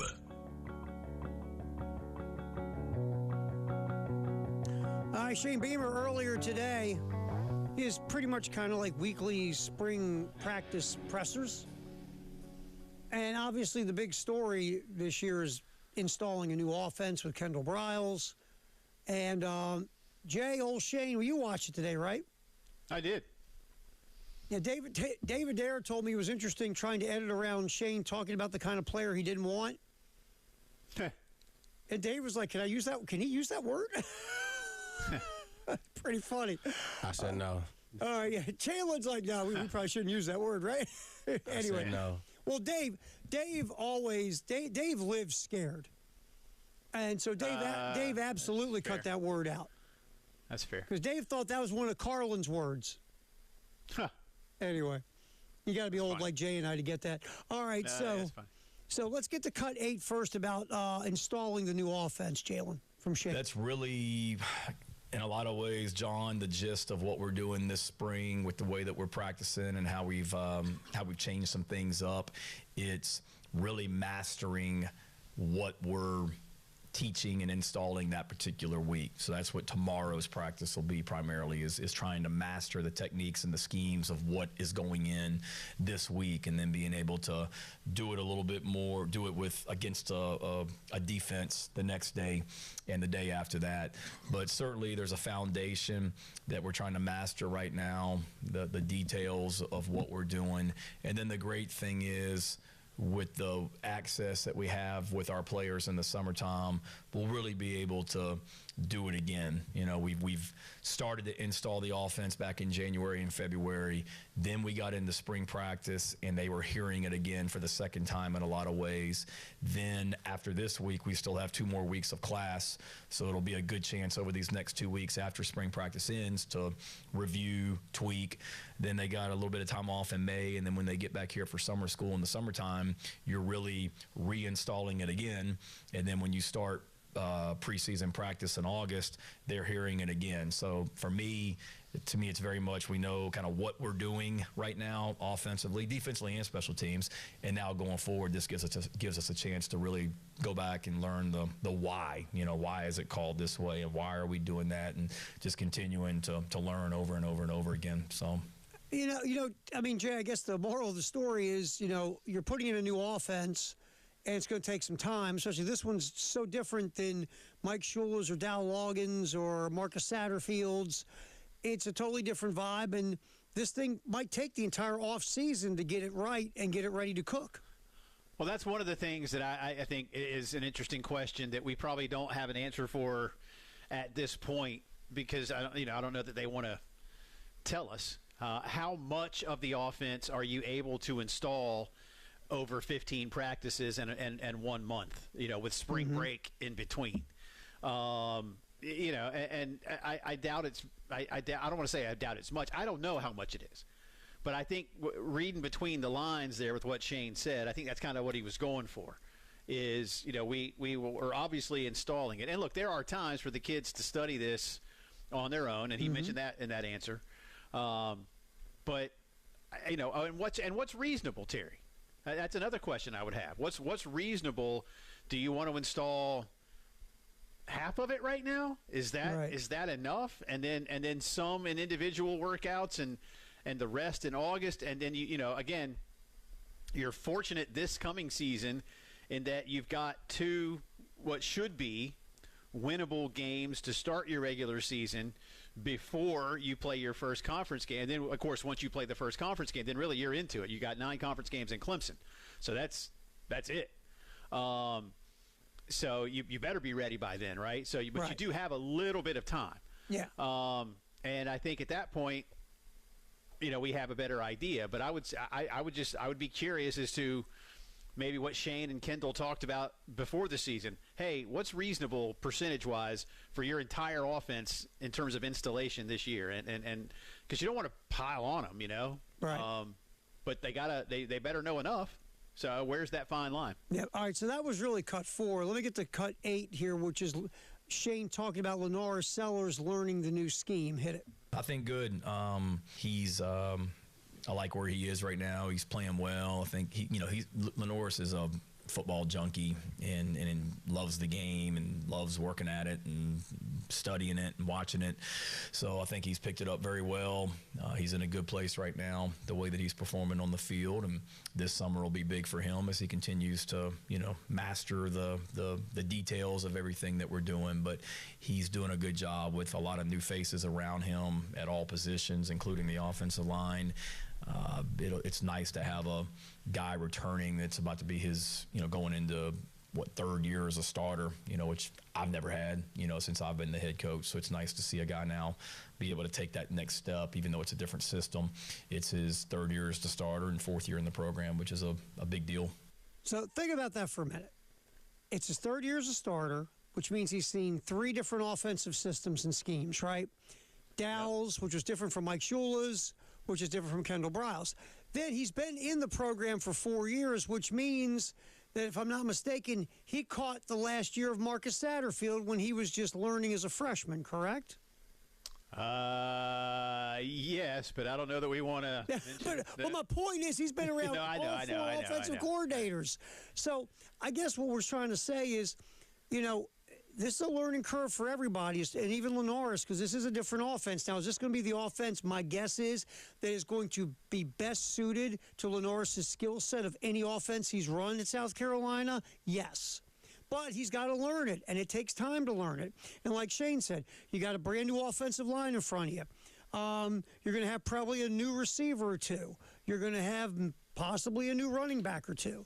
and you get all these things are going to be new around you, and it just takes. All what we're trying to say is it's going to take some time.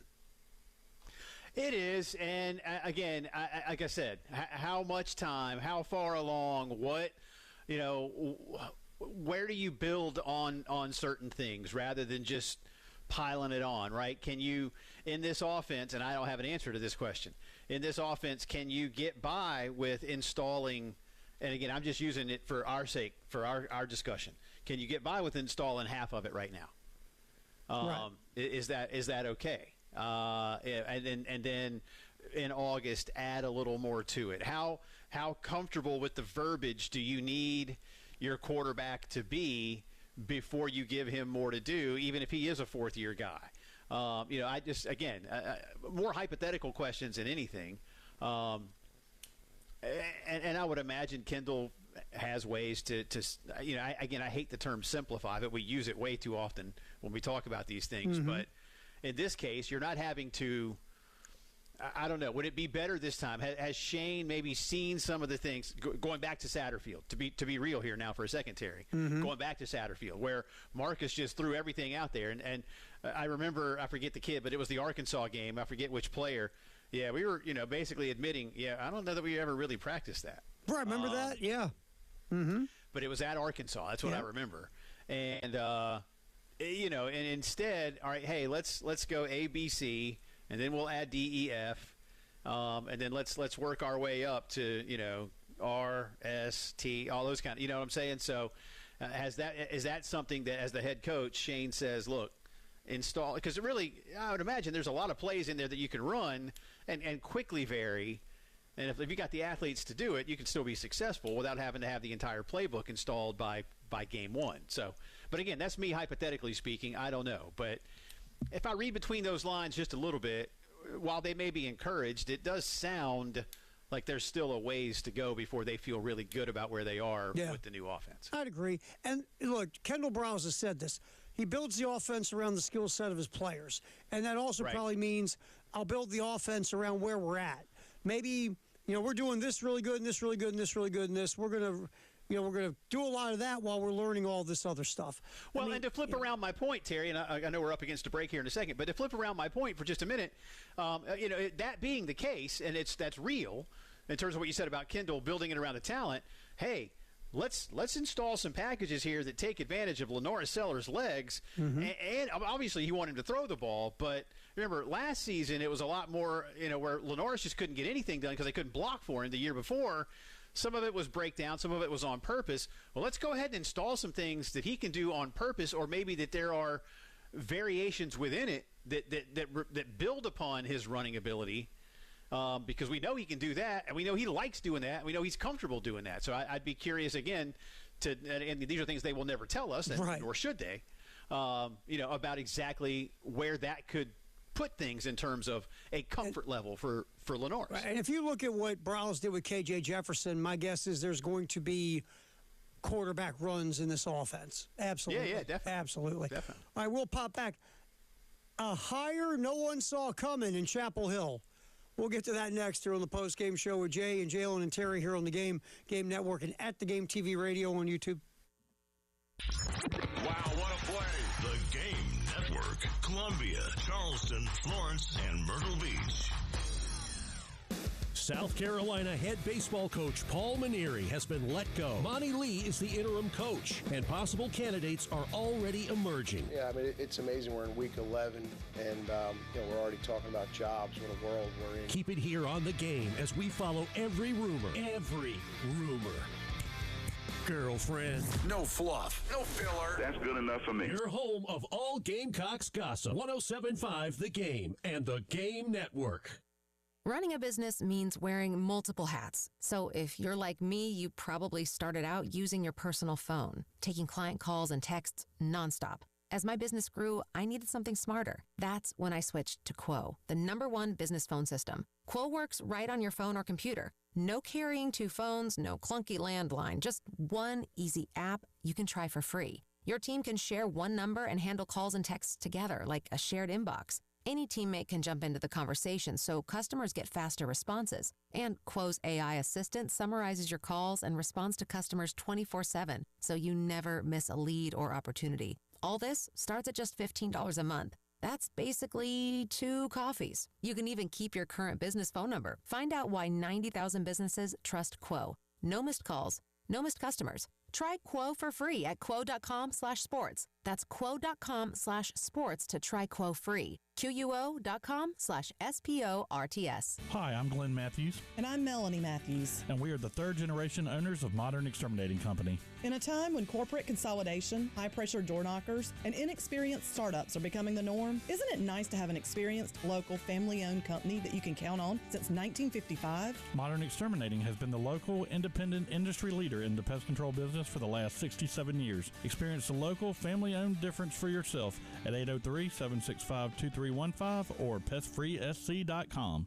Spring cleaning starts with Zero-Res Carpet and Air Duct Cleaning. Mention 107.5 The Game and get 3 rooms cleaned for $109, plus a free hallway.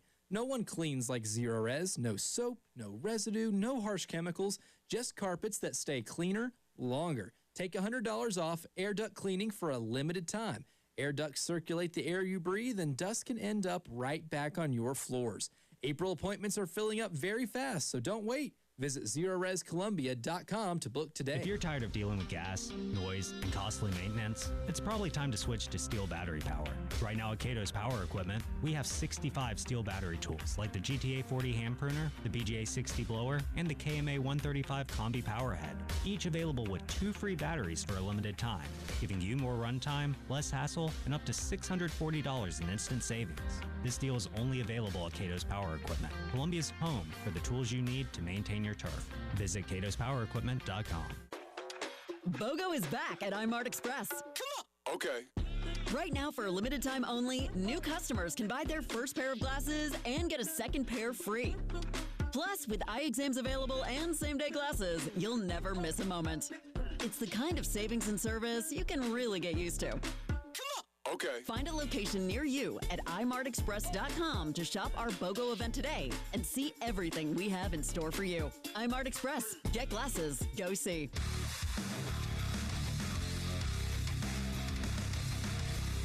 Everybody loves streaming till you have to pay for it.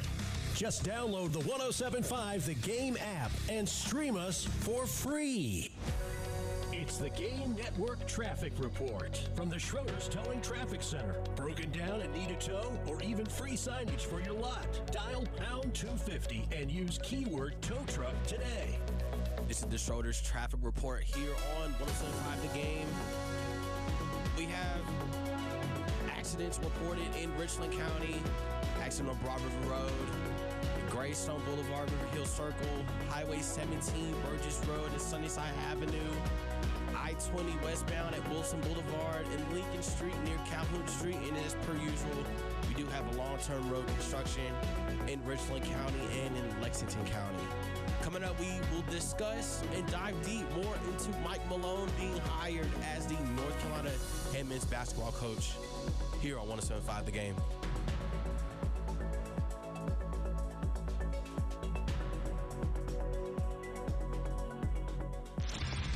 Postgame Show with Jay Phillips and Terry Ford on the Game Network, the 107.5 The Game app, and at the Game TV radio on YouTube.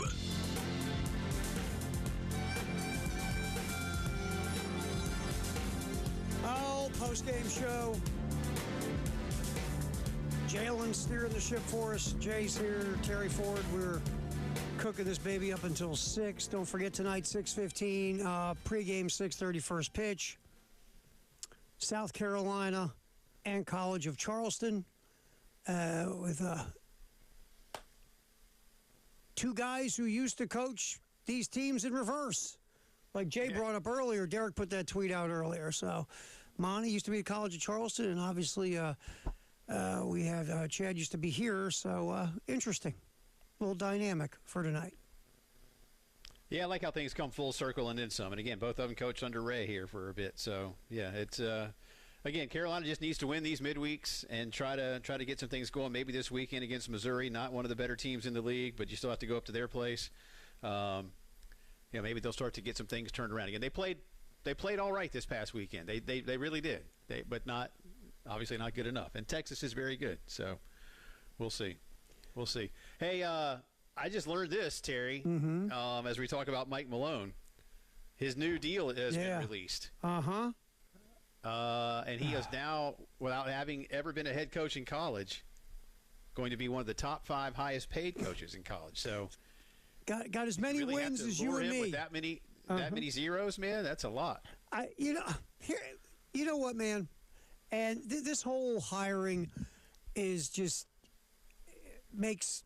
Look, could it work? Anything's possible in life. I'm not going to sit here and say it's impossible. And Mike Malone, no way he could be successful. Of course he could. I mean, things happen. But historically, we know this does not work. A guy that's never been a head coach in college, has been a head coach in the NBA, comes to college and typically is not successful like the college coach who goes to the NBA. I just remember the picture when Jerry Tarkanian took over in San Antonio and he sat there and bit that towel for 18 games and quit. It just doesn't work. It's just, and I heard this. I've been reading this today. Well, the world of the NBA and the college thing, it's so similar. No, it's not. Should Larry Brown write a book? Yes. Is Larry Brown the only one who's been? Yes, that's it. He's the only one. Isn't he still the only one that's won titles at both levels? Yes. Wow. Billy had a nice little run in OKC for a bit. It hasn't done. And I don't think it's Billy's fault that he's not doing as well in Chicago. The Bulls of today are not the Bulls of yore. Oh, no. Yeah. Look, you know, and Patino gave it a run. He had one good year with the Knicks, and that was it. Gave it a run. But just, it just doesn't but, work. It's like college football. It's the same thing. College football coach goes to the NFL. NFL coach goes to college football. Very, very rarely works. And just like this, you got Larry Brown, and then you got Larry Brown, and you got Larry Brown. Might be the most underappreciated head coach of our generation, by the way. He also took UCLA to the Final Four. People forget that. Kiki Vandeweghe, I believe, was on that team. And then they went on probation because Larry Brown did that too. So this history tells you this does not work. That's number one. And number two, and I don't know if this ran through your head, it is, well, 3 things. Well, let's get to 2 things. The second thing is, oh my God, the bluest of blue bloods swung and missed at everybody they wanted and had to settle on Mike Malone and then overpay Mike Malone. And by the way, I didn't mention it, but it's basically a $50 million deal. It's $8.3 million for 6 years, so it's basically a $50 million contract.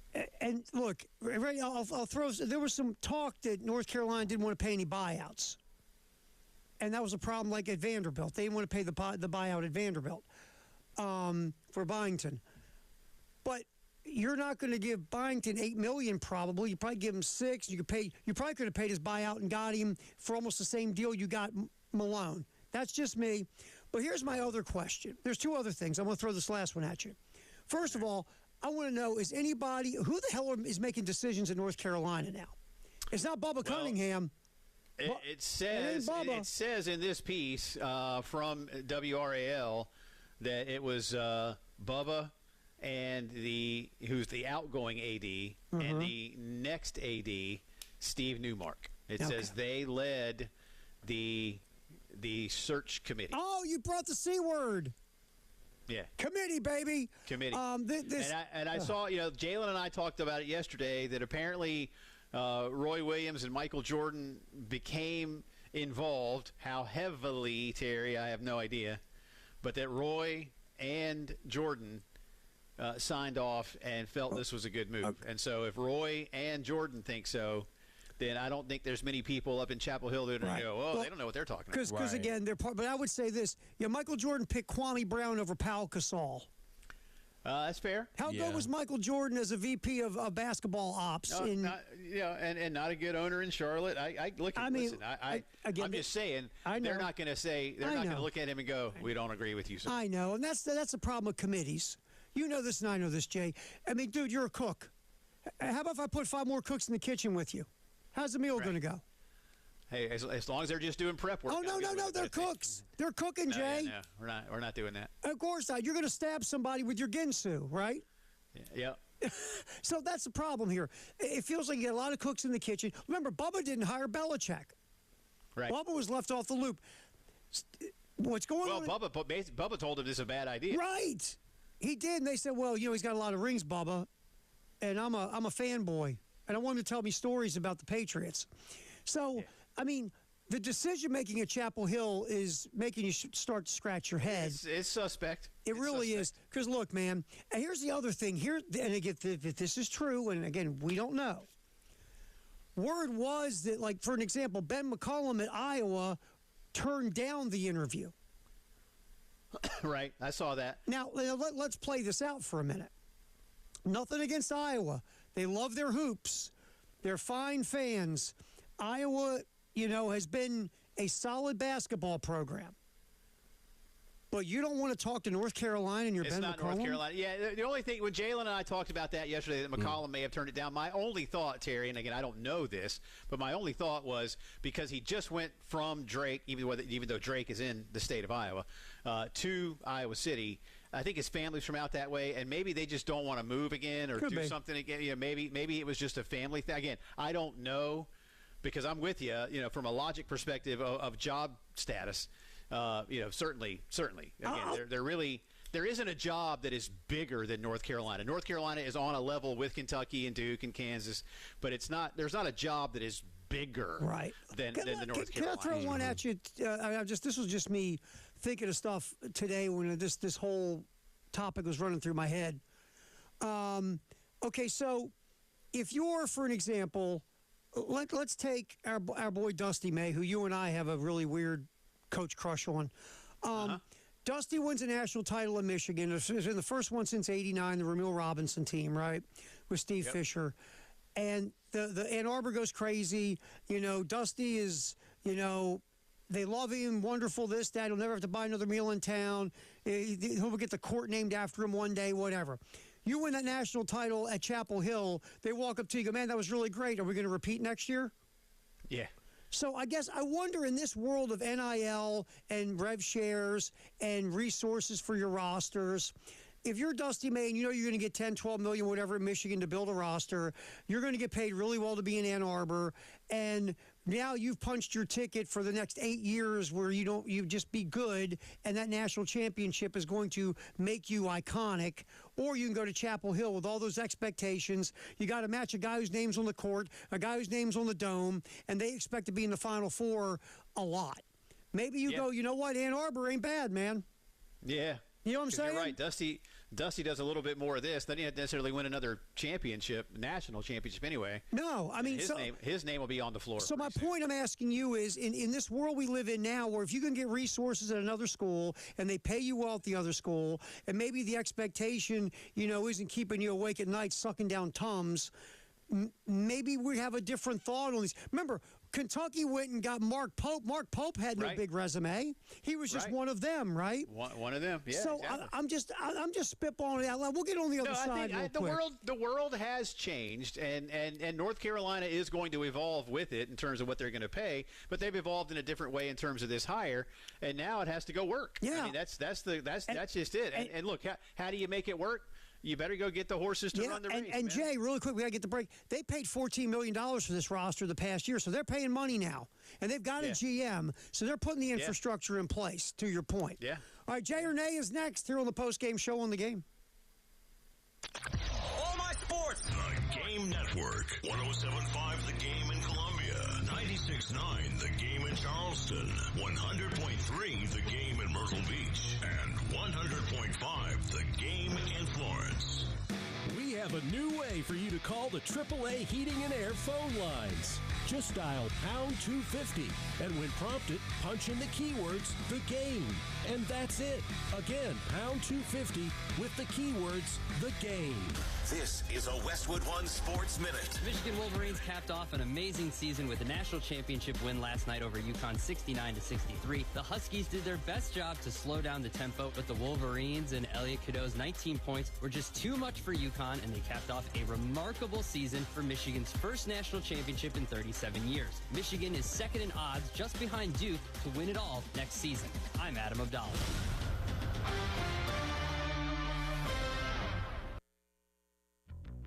This is the story of the one. As a procurement manager for a hospital system, she keeps every facility in her network stocked and ready. That's why she counts on Grainger to be her single source for thousands of products, from disinfectants to lighting, air filters, and more. And with fast, dependable delivery, Grainger helps her keep every facility stocked, safe, and running smoothly. Call 1-800-GRAINGER, click Grainger.com, or just stop by. Grainger, for the ones who get it done. DQ presents the Blizzard Double Flip Deal. For a limited time, when you buy one Blizzard treat, you get a second for just 99 cents. That's 2 Blizzards, 2 spoons, 2 flavors, and 2 flips. So don't miss out on the Blizzard Double Flip Deal, available only for a limited time and happening now at DQ. Because the only thing better than a Blizzard treat is a second Blizzard treat for just 99 cents. It's a deal to flip for. The Blizzard Double Flip Deal. Participation may vary. Don't let the insurance companies intimidate you. We'll take them to court. We got a $2.4 million verdict for a client who was hurt in a car wreck. Good heavens, dial all sevens now. To get your attorney, dial 800 all sevens now. The Anastapula Law Firm has been recovering millions for their clients for over 30 years. Their South Carolina personal injury attorneys have experience fighting for the rights of their clients. Remember, don't scream, call Akeem. Dial 800 all sevens now. Herb Glass is responsible for this ad, and cases are handled at 32 Ann Street, Charleston, South Carolina, 29403. Paid endorsement, not actually client. Results may vary. I've always wanted to learn French, but the app I tried didn't help. If you want to memorize words in another language, there's an app for that. But if you want to really learn another language, there's Babbel. Babbel was designed by over 200 language learning experts to be the most effective way to learn another language. With other language learning apps, I was just playing games. I wasn't really learning. Babbel's different. Every time I open the app, I can choose to work on my writing, speaking, or listening. And it saves my mistakes for me to review, so I'm constantly improving. Babbel feels like it was created intentionally by people who really know what you need to learn another language. Before Babbel, I thought I just wasn't good with languages. But now I'm speaking French. Tout ça, c'est grâce à Babbel. Want to really learn another language? Save up to 50% on your Babbel subscription when you sign up at Babbel.com. That's Babbel.com to save up to 50%. Babbel.com. Spring cleaning starts with Zero-Res Carpet and Air Duct Cleaning. Mention 107.5 The Game and get 3 rooms cleaned for $109, plus a free hallway. No one cleans like Zero-Res. No soap, no residue, no harsh chemicals, just carpets that stay cleaner longer. Take $100 off air duct cleaning for a limited time. Air ducts circulate the air you breathe, and dust can end up right back on your floors. April appointments are filling up very fast, so don't wait. Visit ZeroResColumbia.com to book today. The Postgame Show with Jay Phillips and Terry Ford on the Game Network, the 107.5 The Game app, and at the Game TV radio on YouTube. Let's do some Jay or Nay. It's the Postgame Show on the Game Network.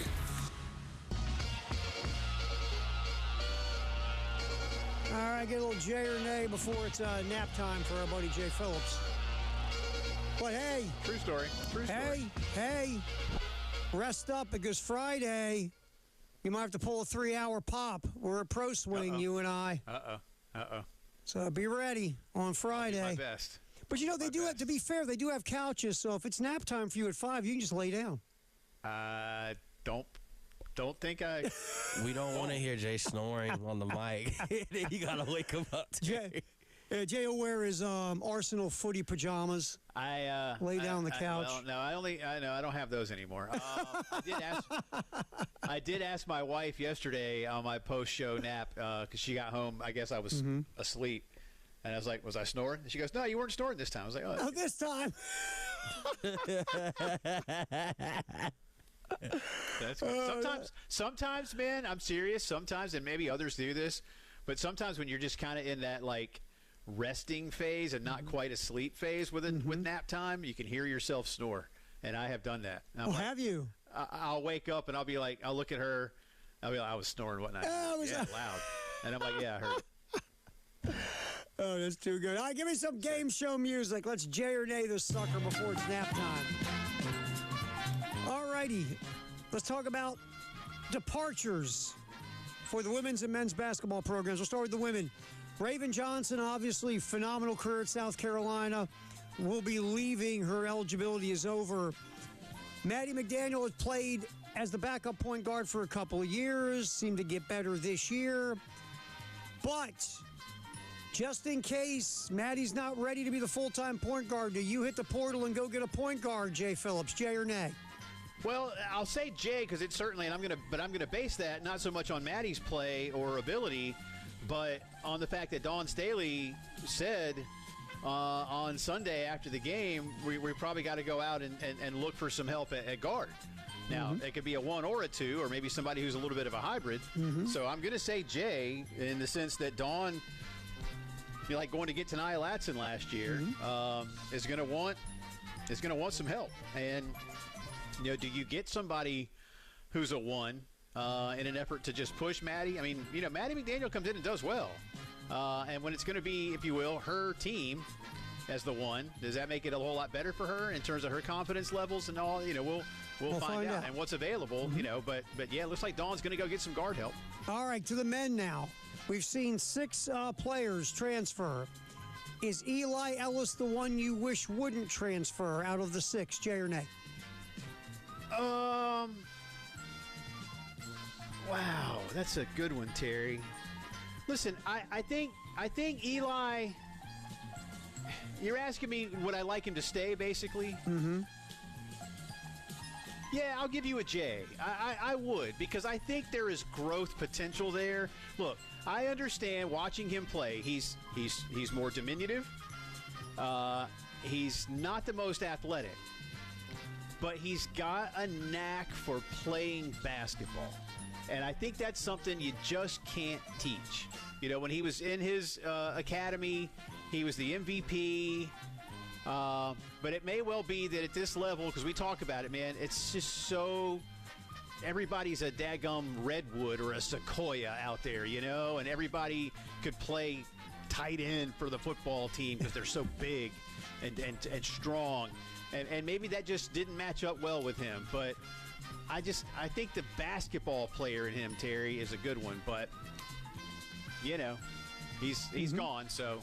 There's I know that's a long answer, but there you go. All right.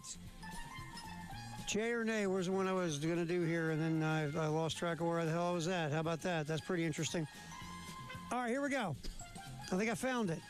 Jay or nay? It says right now Duke is a favorite, and so is Michigan to win the national title in the way too early odds. Are way too early odds really stupid? Jay or nay? No, I mean they're fun. Are they stupid? Yeah, sure. Are they nonsensical because so many teams are going to add new players and we don't know what guys are going to do in terms of, like, for instance, is Caden Boozer going to go to the draft? Is the Mullins kid from UConn going to go to the draft? I think the answer to that one is yes, by the way. Or things like that. But, with Michigan, a lot of those dudes are coming back. With Duke, a lot of those dudes are coming back, So, and Duke is just going to reload. So, look, it's internet fodder, Terry. Okay. So, last one for you. All right. Is Danny Hurley a top 10 coach of all time? Jay or nay? Gosh. 2 championships, 3 Final Fours. Yeah, I'm gonna say nay for the moment, but he's on his way, and there's every reason to believe that what he's doing at Connecticut, he's going to continue to do at Connecticut because it's Connecticut. So I think he'll end up there. Is he there immediately? Is he there today? All time? Nay, but he's... I got an extra for you. Ready? Is Danny Hurley one of the top 10 most annoying coaches of all time? Sure. Hey, go take a nap. We'll do this again tomorrow, man. Yeah, Good work. do it again Good tomorrow. job. All right, man. Yeah, thanks, guys. We'll come back and do the 5 o'clock news sponsored by Integrated Media next here on the Postgame Show on the Game Network and at the Game TV Radio on YouTube.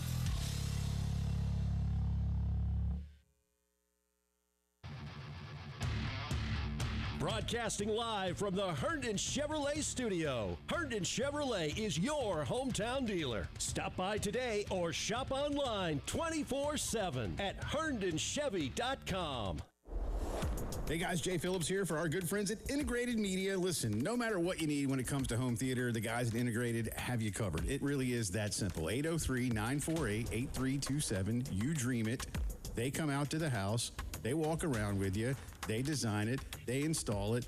Next thing you know, you have years and years and years of fine family entertainment. They say, Jay, I don't really want to do it inside. I want to go outside. I love what I have inside, but now I want to enjoy South Carolina weather while I watch a ball game or my favorite movie. Ha! You can do that too. Amazing outdoor equipment built to be out there 24/7, 365, even in the South Carolina weather, no matter the time of year. They can get that done for you, too. Plus, they're taking care of you with golf simulation at Pro Swing, which is so much fun, both the Chapin and Forest Acres locations. They're ready to make everything you do a whole lot better. And they make house calls, 803-948-8327. Do what I've done. Live better with Integrated Media. Sponsored by Novant Health Urgent Care. The region's best urgent care is getting even better. Doctor's care is now Novant Health Urgent Care. Visit NovantHealthUrgentCare.org to find a location near you. Looking for a dealership that treats you like family? Come to Herndon Chevrolet, where we've been proudly serving Lexington and the Midlands for over 50 years. Whether you're shopping for a new or pre-owned vehicle or just need expert service, you'll find it all right here. Shop online anytime at HerndonChevy.com or stop by and see why Herndon Chevrolet makes you smile. Herndon Chevrolet, Herndon makes you wanna smile.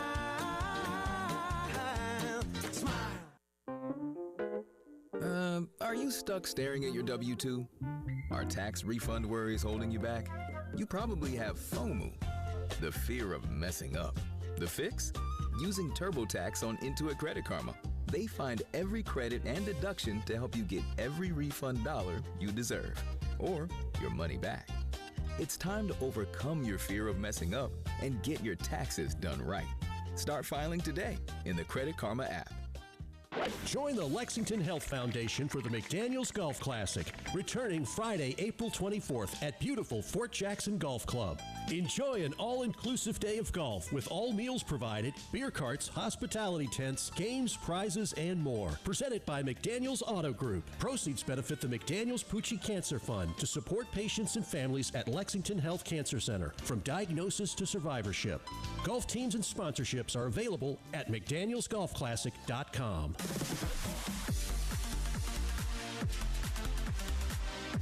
Hate paying for streaming?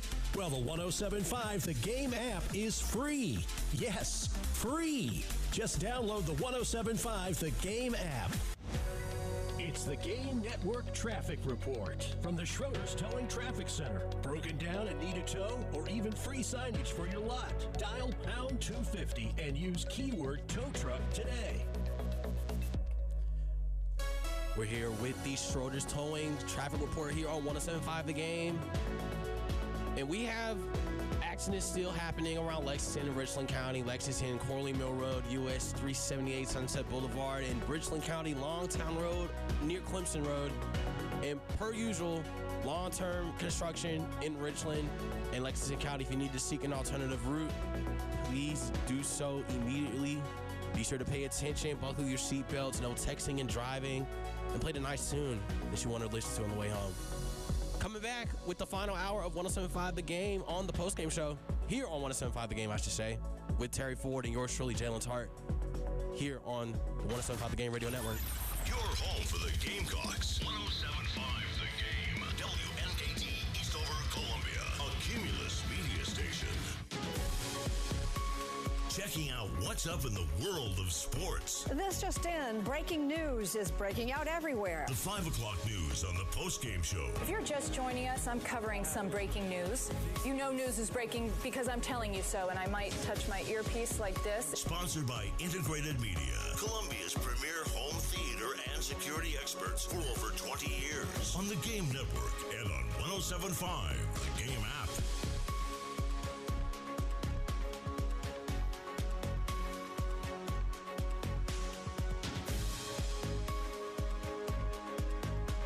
Five o'clock news sponsor our buds at Integrated Media.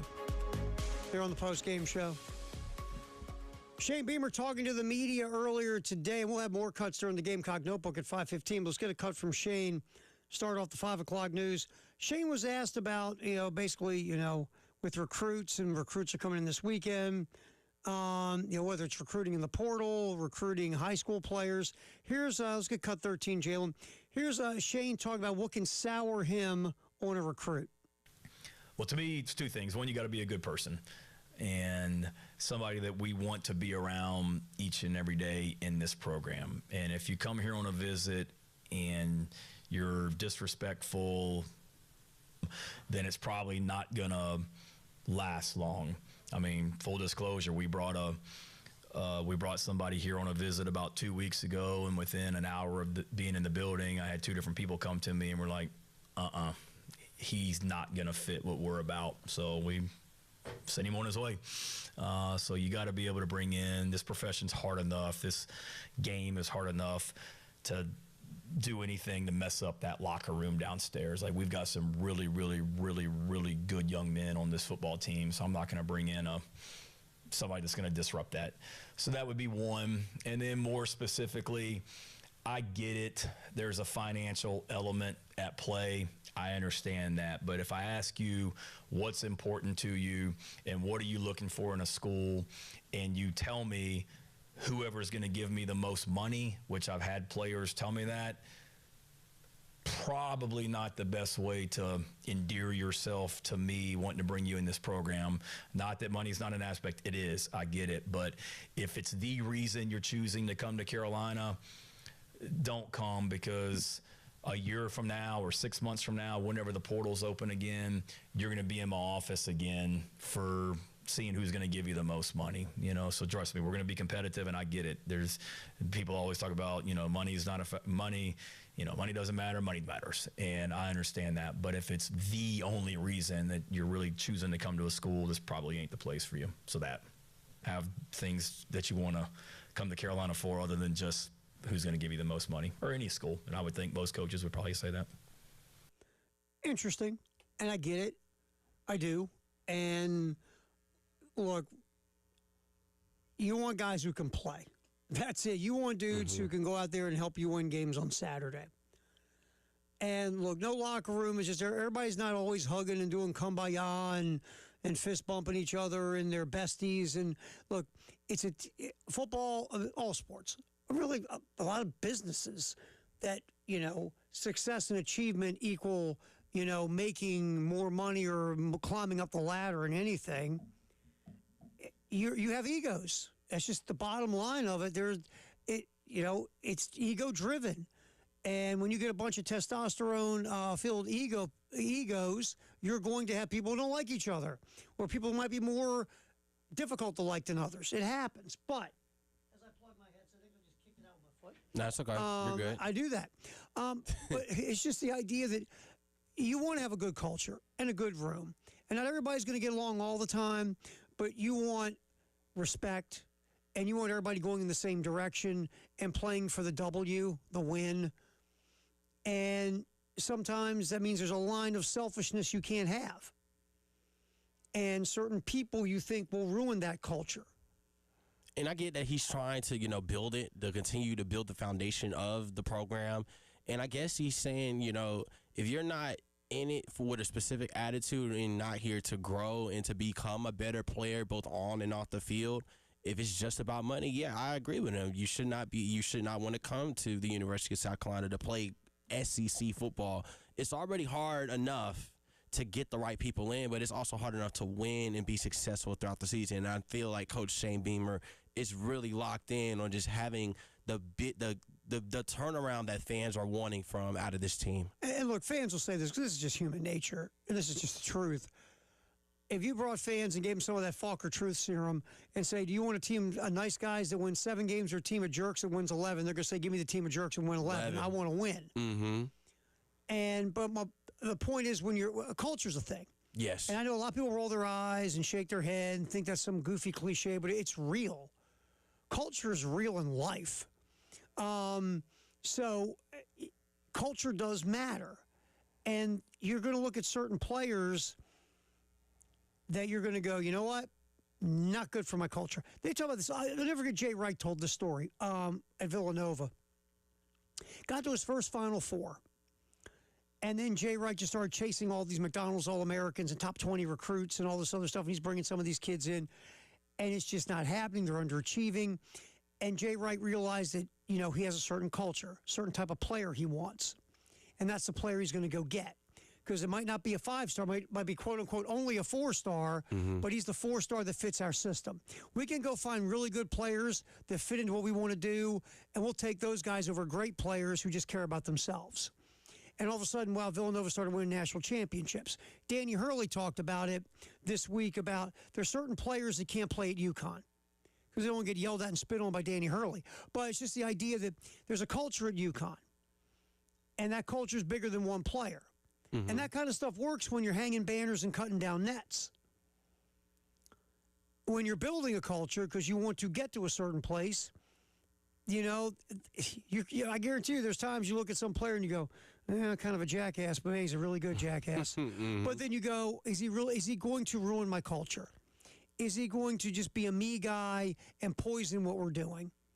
And if that's the case, sometimes you have to walk away from it. Like in the NFL, Jalen, like the draft. These teams, they turn these dudes inside out. I mean, they've got private detectives following them. They talk to their lunch lady when they were in 5th grade. I mean, because they don't want to bring someone in who's going to crater a culture. Yeah. Or cause issues or drama or problems. Because it happens, man. I remember there was a team... I was talking to a guy that covered a team, and they brought in a player for to the complex for the draft, and he brought like his entire friend group from his entire life to a job interview. Wow, dude, take your boys to a job interview. Think about that for a minute. You go to a job interview and take all your friends. Hey, you guys want to go to a job interview with me? Maybe they'll give you some free stuff while I'm talking to them. That's unheard of nowadays. Like insane. Yeah. It was insane. But so they didn't draft the guy. They took the guy off the board. Because you don't want that. Because you see what's going on there. You don't want any of that smoke. So it is real. And you got to do that. And with the money thing, again, if someone shows up just for the money, they're going to leave just for the money. Yeah. They're not in it for you. They're in it for themselves. They're not in it for you. So I get both of those things with Shane. All right, 5 o'clock news. We'll get more of Shane in the 5:15 Gamecock Notebook as well. All right, 5 o'clock news sponsored by Integrated Media here on the Game Network at the Game TV Radio on YouTube. All right, we know Michael Malone, not Mike, Michael Malone is the new head coach of the North Carolina Tar Heels basketball team. Still shaking my head. Hope I'm wrong. I think that the folks in Chapel Hill will look back and regret this. I hope I'm wrong. Do you feel like it's the same type of? I don't feel like it is like Belichick. No, it's not the same. But it feels a little bit like that because it's like you don't know what type of system he's gonna have. We don't know what type of staff he's gonna have. I can't tell you about the one thing I think about this. I think I pulled out my headphones again. Hold on. You're good. I'll tell you what I again, just reading the room from 30,000 feet. Whoever is making decisions in Chapel Hill, I think, first of all, I think there's too many cooks in the kitchen. Yes. That's number one. And number two, I think we're leaning on the fanboy, wow, you won a championship? Wow, you got rings? Who cares if it was in the NBA or the NFL? We want to hire you. Now, I don't think Malone and Belichick are close. Belichick's a different animal. The guy's got rings for almost every finger. Michael Malone won one NBA championship. So I just think that, first of all, there's too many cooks in the kitchen in Chapel Hill.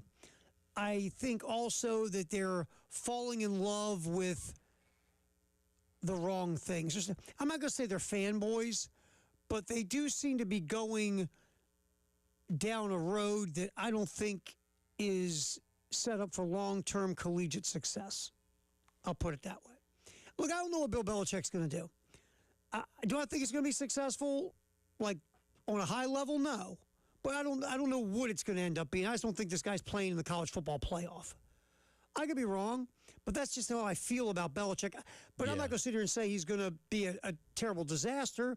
I just don't think he's going to be super, super successful. That's all. But with Malone, look, could he have good years? Sure, he could have a good year. Get to the tournament, win a game in the tournament, whatever. Mm-hmm. But is he going to be successful like North Carolina wants success in college basketball? No. No. I just don't think he will be because this doesn't work. It's a whole, look, coaching Nikola Jokic and Jamal Murray is not like coaching college players. Yeah. It's just not. Different generation. Different type of style. The game is a lot slowed down. Well, grown men compared to young men. It's a different ball game. Pros compared to, and look, they're getting paid, they're still not pros. The roster changes over every year, and the NBA doesn't. Look, Nikola Jokic and Jamal Murray were with Michael Malone almost every year he was a coach in the NBA. That roster didn't change over every year. The core of the Denver Nuggets stayed together for a good amount of time. Mm-hmm. So now Michael Malone's going to show up where this thing changes constantly. He's never built a roster before, by the way. Yeah, no. I mean, he's got a GM, but he's never built a roster. Yeah. So, again, I hope I'm wrong. Because the woman in the office next to me graduated from Chapel Hill. Yeah. I want her to be happy because when she's happy, we're all happy. I just don't think this is going to work. I personally think the developing professional players, like what we saw, the development of Nikola Jokic becoming the alter ego, the Joker, that's something different from what we would see now with Mike Malone being in Chapel Hill. You got to worry about that. You got to also worry about Duke because that is for North Carolina fans, that's at the top of your list every single year. You got to be Duke. You bring up an interesting point about the development piece. Because that's lost now in the NIL transfer portal world we're in college athletics, especially basketball, because these guys are they're like grifters, nomads, right? Yeah. So, here's a guy that's supposed to develop on the fly or bring in the pieces that fit his system so they can win right away, right? Mm-hmm. And, again, this is something Michael Malone's never had to do before. He was a head coach. They bought him the groceries in Denver and said, here, dude, go make a meal. And when you got ingredients like Nikola Jokic, Jamal Murray, and some of the other pieces, their meals were pretty good in Denver. They made the playoffs pretty much year in and year out. Malone, his offenses were really good. His defenses were Yeah. So, I don't know. We'll see, man. I don't think it's going to work, but look, we'll see. Someone tried to compare it to hiring Pete Carroll. No. Hell no. Not even close. I mean, Malone is 54. 55? Yeah. Pete Carroll's in his 70s. Well, I mean, when Pete Carroll was hired at Southern Cal. That was, Coming from New England to Southern Cal. Yeah. And I'll say this. I see what they're trying to do here in that instance. But again, this is an outlier. Yeah. Pete Carroll's an outlier. You can count the Pete Carrolls on one hand that have worked. Just like you can count the Jimmy Johnson's an outlier going from college to the NFL. You can always find one. I go, well, give me more. Well, I don't have more. Because it's that rare, dude. Mm-hmm. It's that rare. By the way, Michael Malone will be among the 5 highest paid coaches in college basketball, and he's won as many games as me. Just saying. 510 career NBA games won and no college basketball wins versus Billy Donovan, who has both experience. We would have a more interesting conversation if Billy Donovan would have been like, okay, I'm leaving the Bulls franchise where it is right now with the ownership. Right. I mean, if you're going this route of whatever, if you can't get any of the college guys you want, I mean, you can make an argument for waiting for Donovan, have an year because you're late in the portal, but then you got a guy who has got to readjust to the college game again and all that. But he did win 2 national championships in back-to-back years of Florida. Yeah.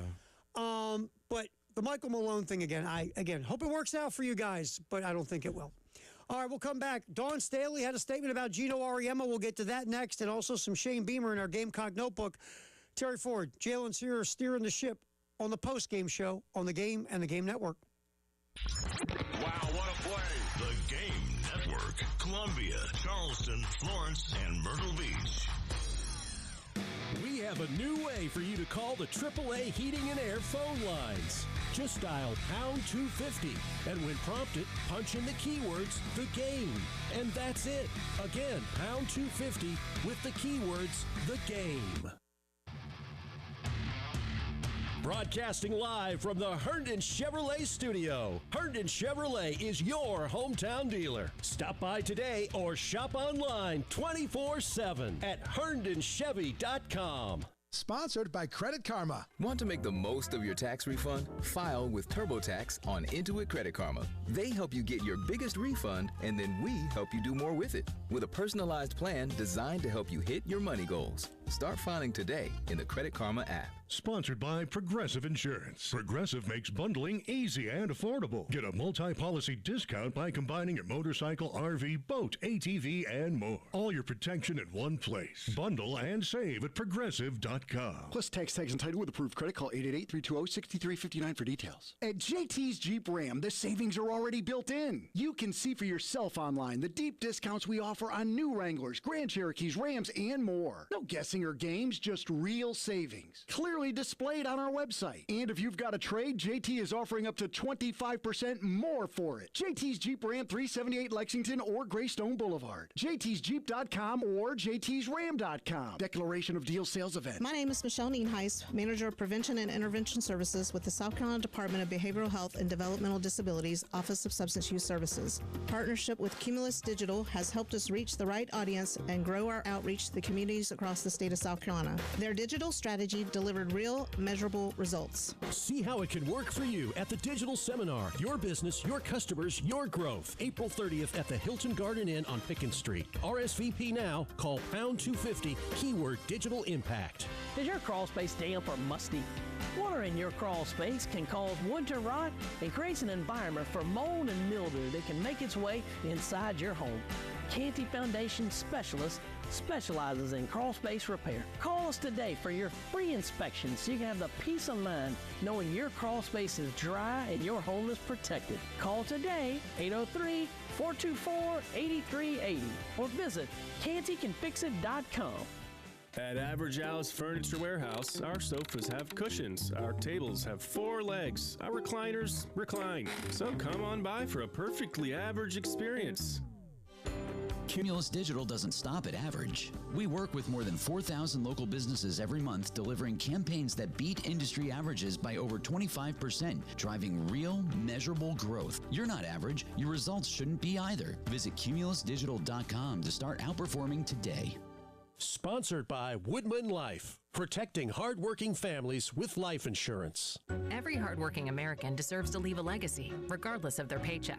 We offer life insurance policies for a variety of budgets. Protect your family and your legacy. Get a quote at woodmanlife.org. Woodman Life is the brand name for Women of the World Life Insurance Society in Omaha, Nebraska. Ad number 80138. Bill Gunner at 107.5 The Game for AAA Heating and Air. Look, I know you're thinking about a lot of spring cleaning right now, but are you thinking about your generators? You need to be. Those things are vitally important when our power goes out. You want to make sure your generator is running great. At AAA Heating and Air, they're ready to help you. So call today or visit their website. Call AAAtoday.com and tell them Bill Gunner with 107.5 The Game sent you. AAA Air when you need us. AAA Heating and Air.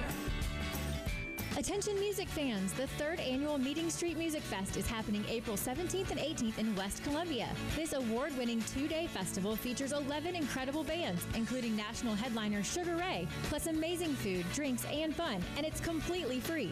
Join us Friday from 6 to 8 at the West Columbia Amphitheater and Saturday from 3 to 9 along Meeting Street. Make it a weekend getaway and experience one of the Southeast's fastest-growing music festivals. Learn more at meetingstreetmusicfest.com. That's meetingstreetmusicfest.com.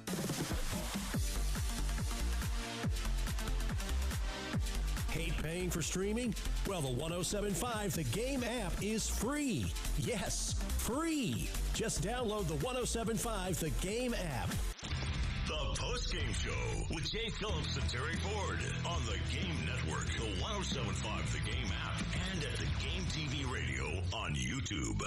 It's time to open the Gamecock Notebook on the Postgame Show with Jay Phillips and Terry Ford on the Game Network. All right, kicking off our Gamecock Notebook. South Carolina coach Dawn Staley said today that she has spoken to UConn's Gino Auriemma and has suggested everyone turn the page after what happened following South Carolina's win over UConn on Friday. Here's a quote from Dawn. I spoke with Gino, and I want to be clear. Let me read it. Now I get a better version of it that I can see it here. Let's see. I spoke with Gino, and I want to be clear. I have a great deal of respect for him and what he's meant to this game. One moment doesn't define a career, and it doesn't change the impact he's had on growing women's basketball. The standard at UConn is what it is because of him, and that's something this game has benefited from.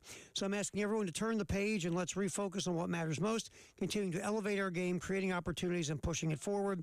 That's always been my mission, and that's not changing. Dawn Staley. And again, she spoke with Gino, and now she wants to turn the page. And I totally understand it because you got to. He's got to. You can't stay hovering around this. It's happened. It's over. Dawn handled it perfectly. And now you got to get past it now and let it go. And at the end of the day, the way Dawn handled it, have you ever in your life, like you get in an argument with someone and they get louder and you get softer because it makes them look stupider? That's kind of what this was. After the back and forth that they both had, while Gino was in his post-game ranting and raving, Dawn just went, well, why don't you ask Gino? He's the one that initiated it. Next question, let's talk about the game. Then the next day, nothing's going to distract us. I grew up in North Philly. Nothing's going to distract us. And then you watched her post-game after South Carolina lost in the way she handled that defeat. And then you see how she handled the statement. Gino got louder, Dawn got softer. And Dawn handled it very well. Gino didn't. The university put out a statement with his name on it.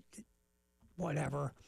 It was like she just didn't get rattled by the whole thing at all and just kept what she's always been saying, the main thing, which was at the point in time was winning the national championship. Look, I don't think the thing with Gino distracted South Carolina at all on Sunday. They just couldn't shoot, ran into a buzzsaw, and got beat.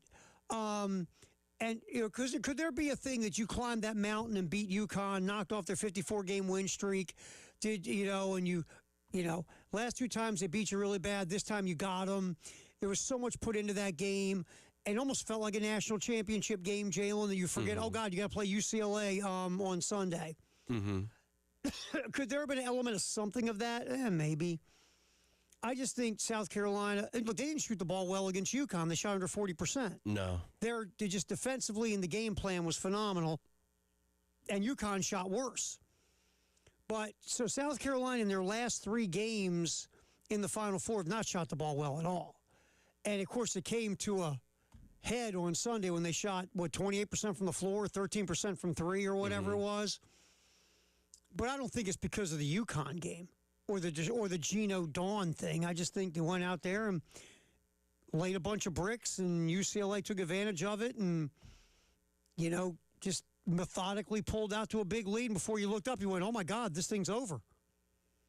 Yeah. I mean, when the UConn game was back and forth the first half, they were shutting AZ down, and I'm thinking at halftime, like, AZ's going to come out scorching hot in the third quarter, and she make those 2 threes, and that was the AZ Fudge show for the rest of the night, and then she got the curtain call and everything, and then we got the whole debacle. When I saw Gino blew up in the Holly Rowe interview, I'm like, why, like, where is this coming from? Like, something is frustrating him. He looked like he was about to blow his casket. Literally. Oh, yeah. I mean, he was losing it because, I mean, he's getting, again, like I said earlier, he's getting out-coached. His team's getting out-played, out-executed.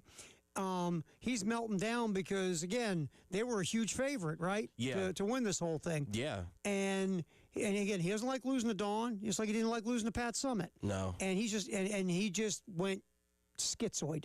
But I'll just say for the national championship, the better team won. I think for Corey Close to have 6 seniors that have come close year after year and then to finally get over the hump. Jalen, they're really good. Yeah, they lost one game all year and they avenged that loss in the Final Four. Yeah.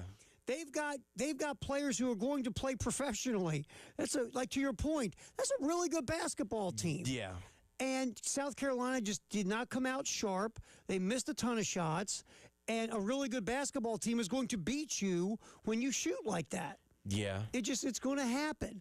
And, I think we forget that UCLA's really good. Yeah. And they were. So, I mean, give props to them. And again, South Carolina just couldn't hit water if they fell off a boat. God love them. They just couldn't shoot. All right. Also, Gamecock Notebook. Shane Beamer talking to the media.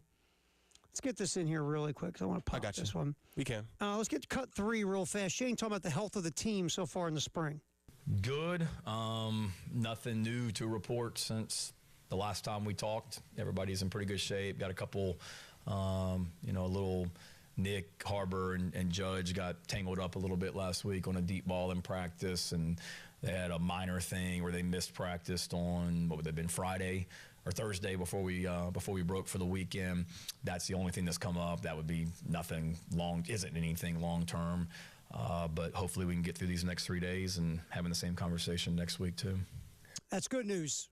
Whenever you get this, nothing new to report on injuries. It's always good. Yes. Always good. Let's get cut 7 real quick before we pop out of the Gamecock Notebook. Here's Shane talking about mixing and matching the offensive line, trying to get the right group to start the season. It's still early. We don't play for a while, so you got 3 practices, and we'll continue to mix and match. And certainly as we get closer to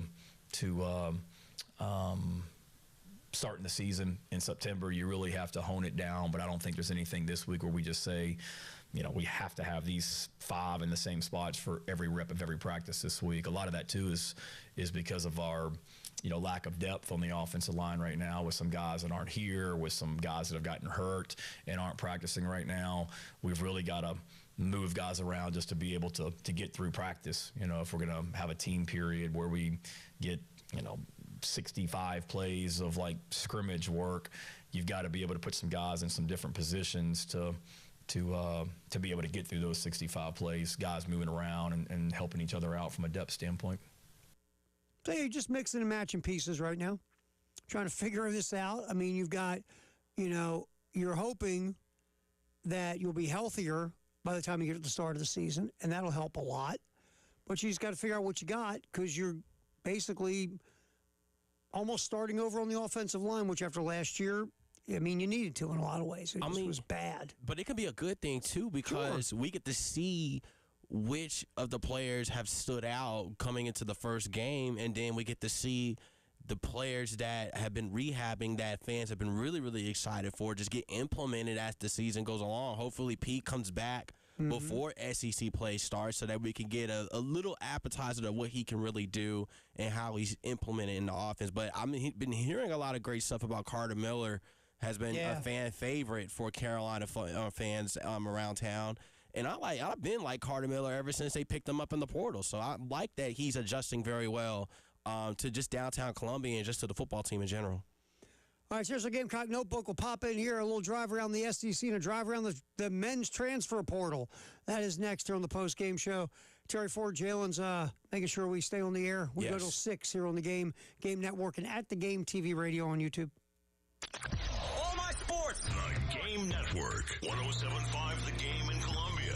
96.9 The Game in Charleston. 100.3 The Game in Myrtle Beach. And 100.5 The Game in Florence.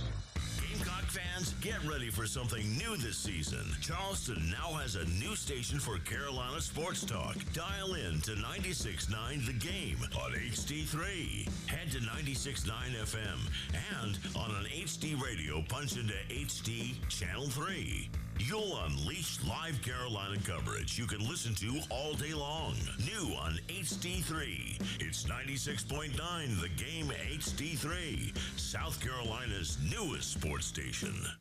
Spring cleaning starts with Zero-Res Carpet and Air Duct Cleaning. Mention 107.5 The Game and get 3 rooms cleaned for $109, plus a free hallway. No one cleans like Zero-Res. No soap, no residue, no harsh chemicals, just carpets that stay cleaner longer. Take $100 off air duct cleaning for a limited time.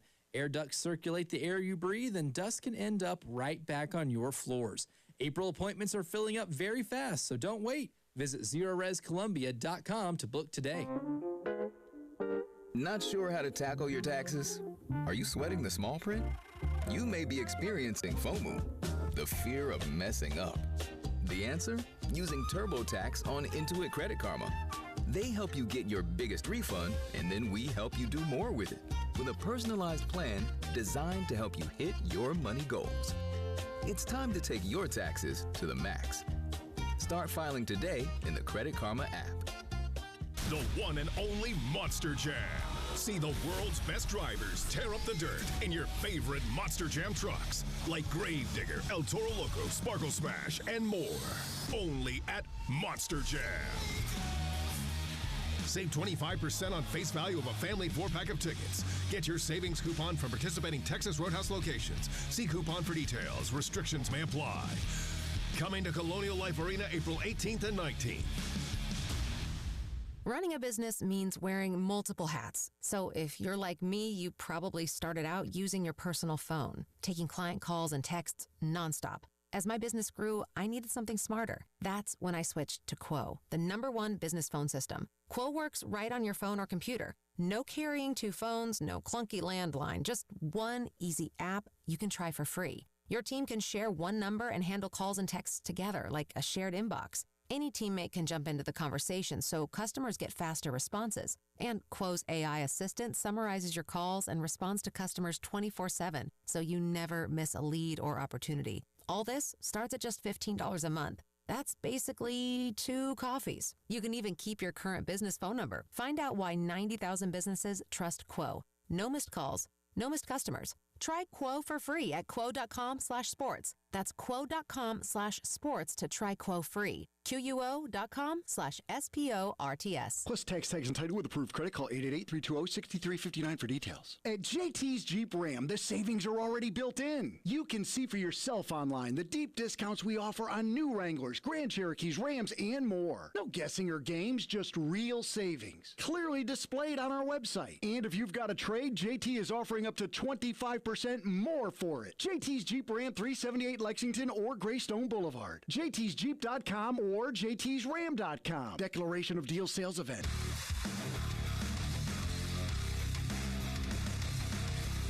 Everybody loves streaming till you have to pay for it.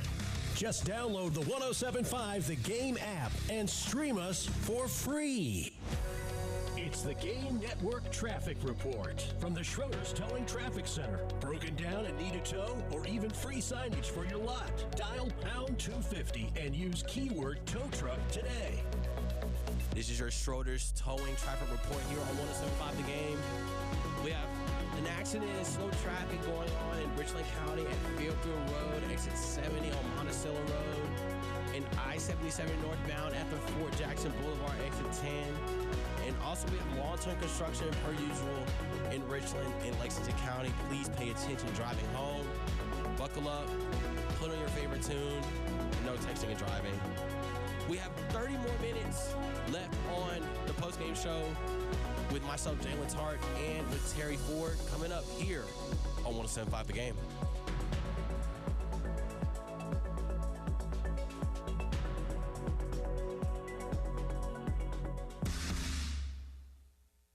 It's time for our drive around the SEC on the postgame show. Georgia on the mountaintop.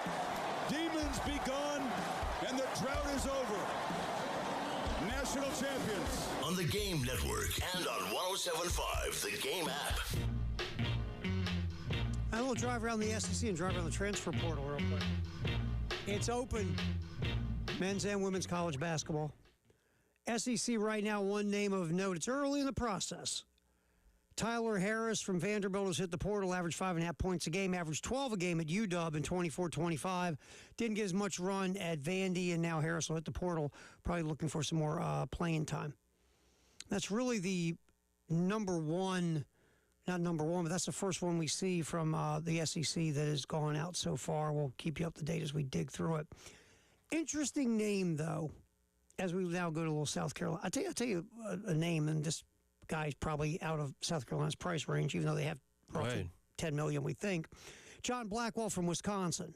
19 points a game, all Big Ten honors. He's probably the best two guard in the portal right now. But John Blackwell has hit the portal. He's a bucket getter. And whoever gets that bucket getter, I mean, Blackwell had a very nice season this past year. A local name that you might keep an eyeball on. Furman freshman Alex Wilkins. Wilkins started as a freshman, averaged 18 points, almost 5 assists a game, second team SoCon. Shot about 55% from two, tick below average from three at like 33%. But a freshman. Had a nice year at Furman. And last time I checked, Furman's in the state of South Carolina, right? Yeah. Okay, just checking. Well, go Pownies. Just want to make sure. You never know. Here's another interesting name. And again, South Carolina's got money to spend now. You know, Lamont, he talked about this a couple times during the season, that he would like to have a big that could stretch the floor on a pick and roll. He could pop and shoot a three. So the defense has to have extra things to think about when you have a big who can actually shoot from three. Again, this guy's probably going to get some love. Mm-hmm. Boise State's Drew Fielder, 15 points a game, 6 boards, shot 41% from three, and he's 6'11". That's an interesting guy from the Mountain West hitting the portal. There are some compelling names as you look through this list. It's very early, man, very early. But there are some fellas. UC Irvine's Kyle Evans, 12 points a game, 9 boards, 3.3 blocks, all Big West Defensive Player of the Year at UC Irvine. Just saying, interesting. So we just throw that out there. But tonight in the SEC, South Carolina taking on College of Charleston, 6:15 pregame, 6:30 first pitch here on the Game in Columbia and our sister station, 100.3 The Game in Myrtle Beach.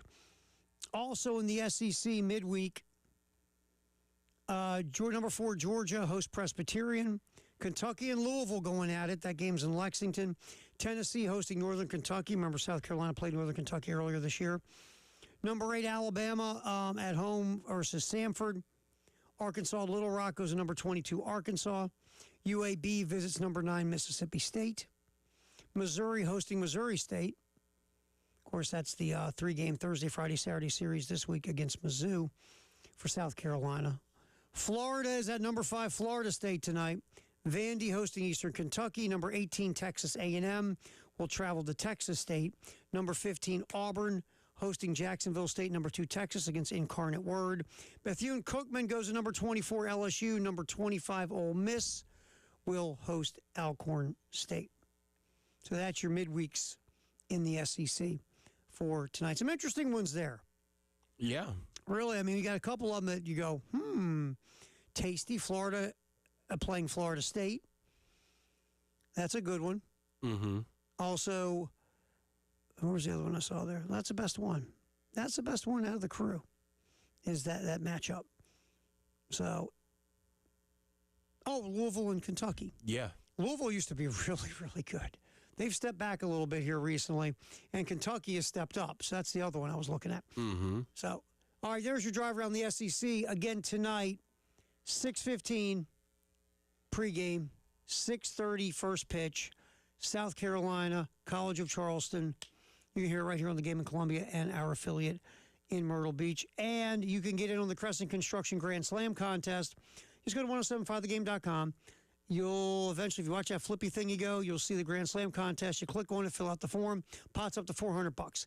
If a Gamecock batter smacks a Grand Slam, the next day at 7:30, we will pick a winner out of our pot of names. Again, go to 1075thegame.com to register the Crescent Construction Grand Slam contest.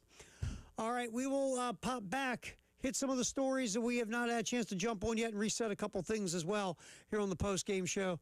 Maybe even pop you a Shane Beamer cut before we get out. Jalen's here. It's Terry Ford. We go up until 6, and it's the best of the game for 15 minutes. Then Gamecock baseball against College of Charleston right here on the Game Network, and at the Game TV radio on YouTube. Wow, what a play. The Game Network. Columbia, Charleston, Florence, and Myrtle Beach. South Carolina men's head basketball coach Lamont Paris is coming back next year, and Coach Paris has to fill out his roster, so the transfer portal will be vital to success in 2026-27. All this isn't about just NIL. I think there are a lot of components to putting a team together. How do pieces fit together? What does a player play? The fashion and style of ball that you would like roles are important. And the Game will dig into every player. Even what they ate in elementary school. On your home of everything Gamecocks. 107.5 The Game and the Game Network. This is a Westwood One Sports Minute. Confetti fell on Michigan last night as the Wolverines defeated UConn 69-63 when they needed to win a rock fight against the Huskies. Despite shooting just 38% from the field, only hitting 2 threes the entire game, and playing with Yaxel Lindenborg hurt, Michigan outlasted UConn at their own physical style of game for their first tournament win in 37 years. Dusty May and his team solidified this as one of the best seasons we've seen in a long time. I'm Adam Abdallah.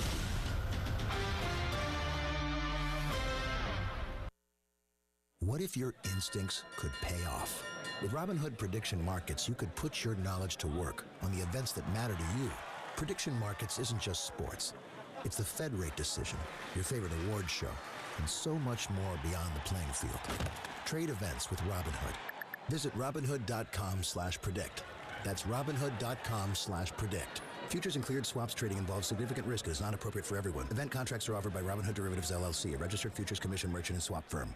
The playoff push is heating up, and Prize Picks is simple to play. Pick more or less on 2 to 6 player stat projections. If you get your picks right, you can cash in. And now with early payouts and the new social feed, you can follow friends, share picks, and copy winning lineups. Download the Prize Picks app today. Use the code ROAM and get a $50 bonus credit in lineups after you play your first $5 lineup. Code ROAM to get a $50 bonus credit in lineups after you play your first $5 lineup. Prize Picks. You do have to be present in certain states. Visit prizepicks.com for restrictions and details. I've always wanted to learn French, but the app I tried didn't help. If you want to memorize words in another language, there's an app for that. But if you want to really learn another language, there's Babbel. Babbel was designed by over 200 language learning experts to be the most effective way to learn another language. With other language learning apps, I was just playing games. I wasn't really learning. Babbel's different. Every time I open the app, I can choose to work on my writing, speaking, or listening. And it saves my mistakes for me to review, so I'm constantly improving. Babbel feels like it was created intentionally by people who really know what you need to learn another language. Before Babbel, I thought I just wasn't good with languages. But now I'm speaking French. Tout ça, c'est grâce à Babbel. Want to really learn another language? Save up to 50% on your Babbel subscription when you sign up at Babbel.com. That's Babbel.com to save up to 50%. Babbel.com. This is Larry Leitner, owner and founder of Midstate Roofing, and for nearly 30 years, we've continued to be the proven leader in the roofing and waterproofing industry. Midstate Roofing's proven history is your assurance that our professionals at Midstate Roofing will provide the proper advice, service, and results to the needs of your facility in a manner both safe and pleasing to your operation. From high-rise to hospitals, manufacturing to industrial, Midstate Roofing designs and installs bonded systems with a protective guarantee that will keep your operation dry and running long into the future. 24 hours a day, 7 days a week. And this is Blake Leitner, reminding you to protect that roof with a maintenance contract. Call me today at 803-356-1919 or online at midstateroofing.com. That's midstateroofing.com. You'll speak to an on-call technician after hours or a Midstate Roofing staff member during hours at 803-356-1919 or online at midstateroofing.com. And as always, tell them Midstate Twins. If you have a leak, let Midstate Roofing take a peek. The Postgame Show with Jay Phillips and Terry Ford on the Game Network, the 1075 The Game app, and at the Game TV radio on YouTube. And now, Jay versus the Internet. It's the Postgame Show on the Game Network.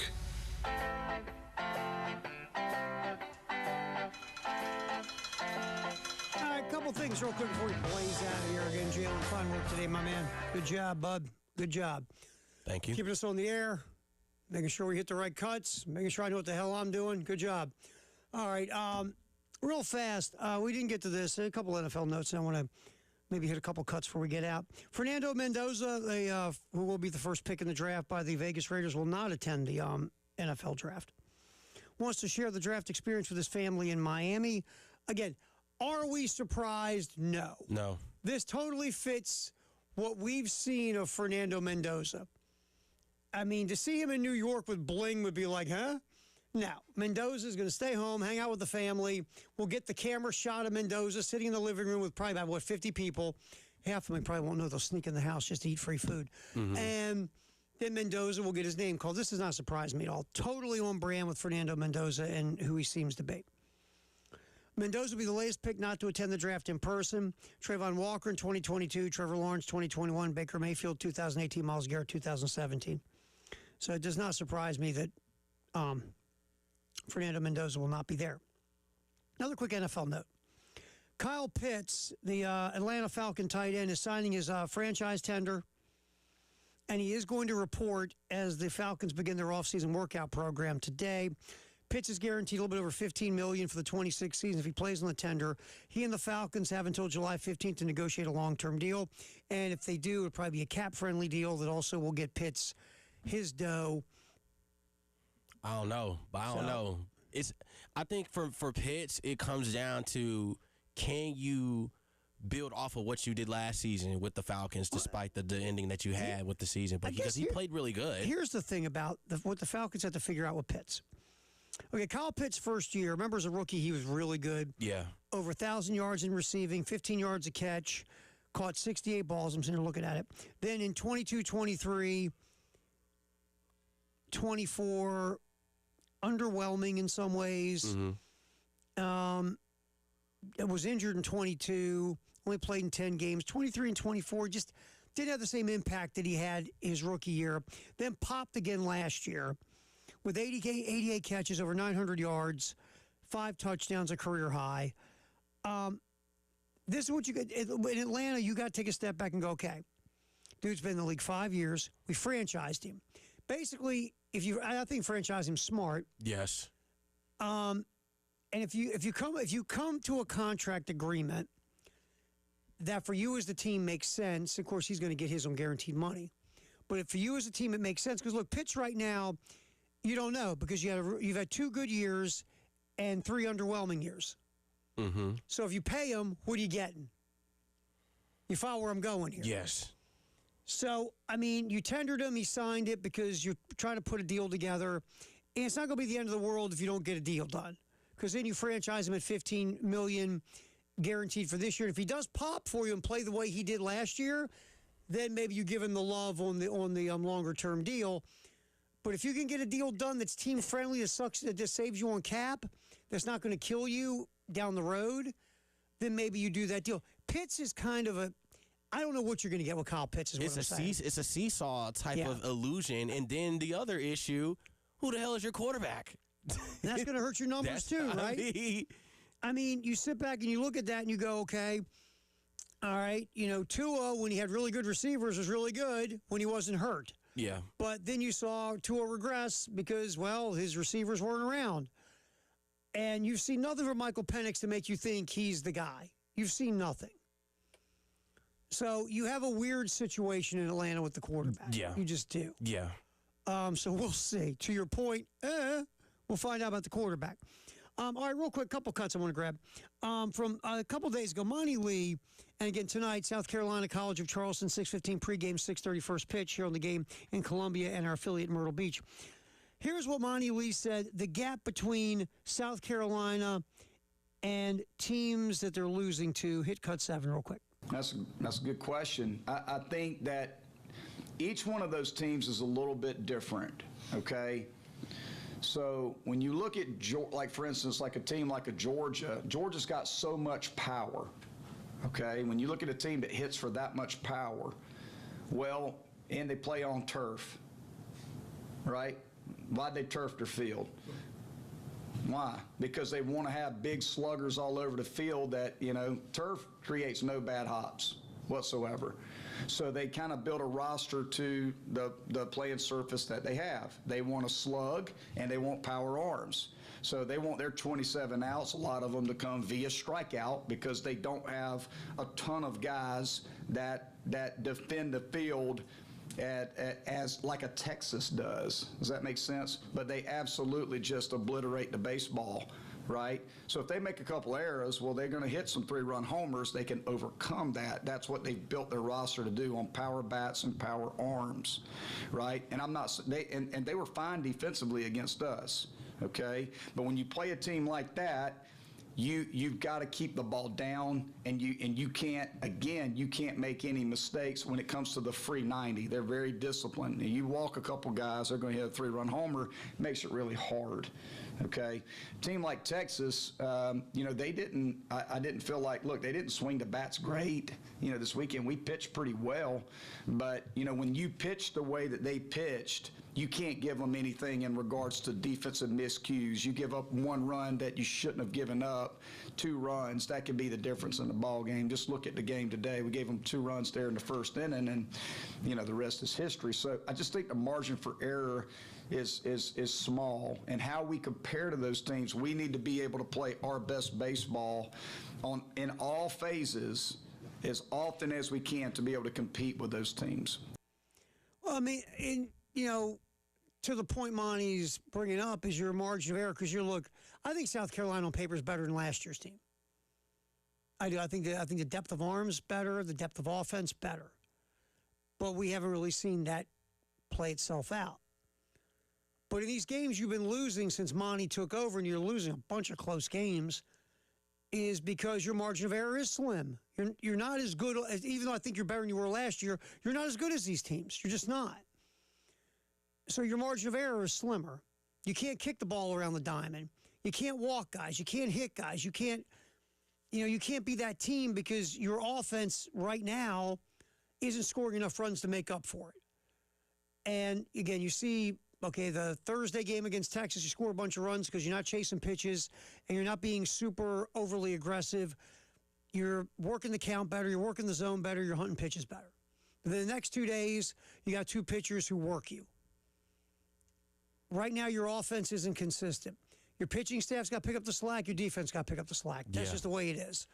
And when any of your other departments don't step up, or they also have issues, now you're really in trouble because your offense can't help pick up your pitching staff or your defense. Make sense? Mm-hmm. All right, again, tonight, 6:15, our coverage starts, South Carolina and College of Charleston. All right, Shane Beamer talking to the media. I think go to April 8th, I think, on our little I got you. Cool thing. Shane talking about what he learned from last year. Hit that cut for me. I believe it's cut 6. I can't remember. But let me take a look on my cool little sheet here, and I'll get it for you. Give me 1 second there, Jalen. David Dare sent us a screenshot. Yeah. And I'm trying to figure. I'll get it for you. This is fantastic radio by Terry. 19 lessons from last year. Biggest thing from last season, make sure you've always got enough proven experience, at this level. We lost some really impactful guys off that 24 team, obviously, and not that we didn't replace them with impactful guys, but we didn't replace them with enough impactful guys, and the lack of experience in some ways caught up with us in a lot of ways. And then the other thing I would say is just it was another great example of just how fine a line it is at this level and winning and losing and the details of every game. And, the games that we won in the fourth quarter in 2024, for whatever reason, we just didn't make those plays and coach well enough in the fourth quarter in 2025, and it cost us. Y'all have heard me say it. I think it's 7 games that were one-score games going into the fourth quarter last season, and we didn't play well in the fourth quarter. So ultimately, in this league, I mean, it literally comes down to, because it's so deep and competitive, 9 conference games. It's like the NFL. It's going to come down to the fourth quarter, and you got to make those plays. I mean, we talked about it with our team last week. Georgia, won the SEC championship last season, and I think they had a 3-point game, a 3-point game, a 4-point game, and a 8-point game, if I'm not mistaken. So it wasn't like they were just lining up, beating the crap out of everybody. You're going to play close games in this league, and it's the details. Like, everything matters, and you got to be accountable. Everything does matter. And experiences. Look, Michigan won the national title last night. Veteran team. Indiana won the national title in football. Veteran team. Veterans. Not saying you can't have youngins, you can't have freshmen, but you gotta have veterans, man. That, yeah. Veterans have to lead the way. Jalen, good job. Jay, like always, good job. We'll get back here tomorrow at 3 and do the post-game show on the Game Network, and at the Game TV Radio on YouTube. Thanks for putting up with us. We'll do it again tomorrow. Best of the game, and then Gamecock Baseball at 6:15. See you. Broadcasting live from the Herndon Chevrolet studio. Herndon Chevrolet is your hometown dealer.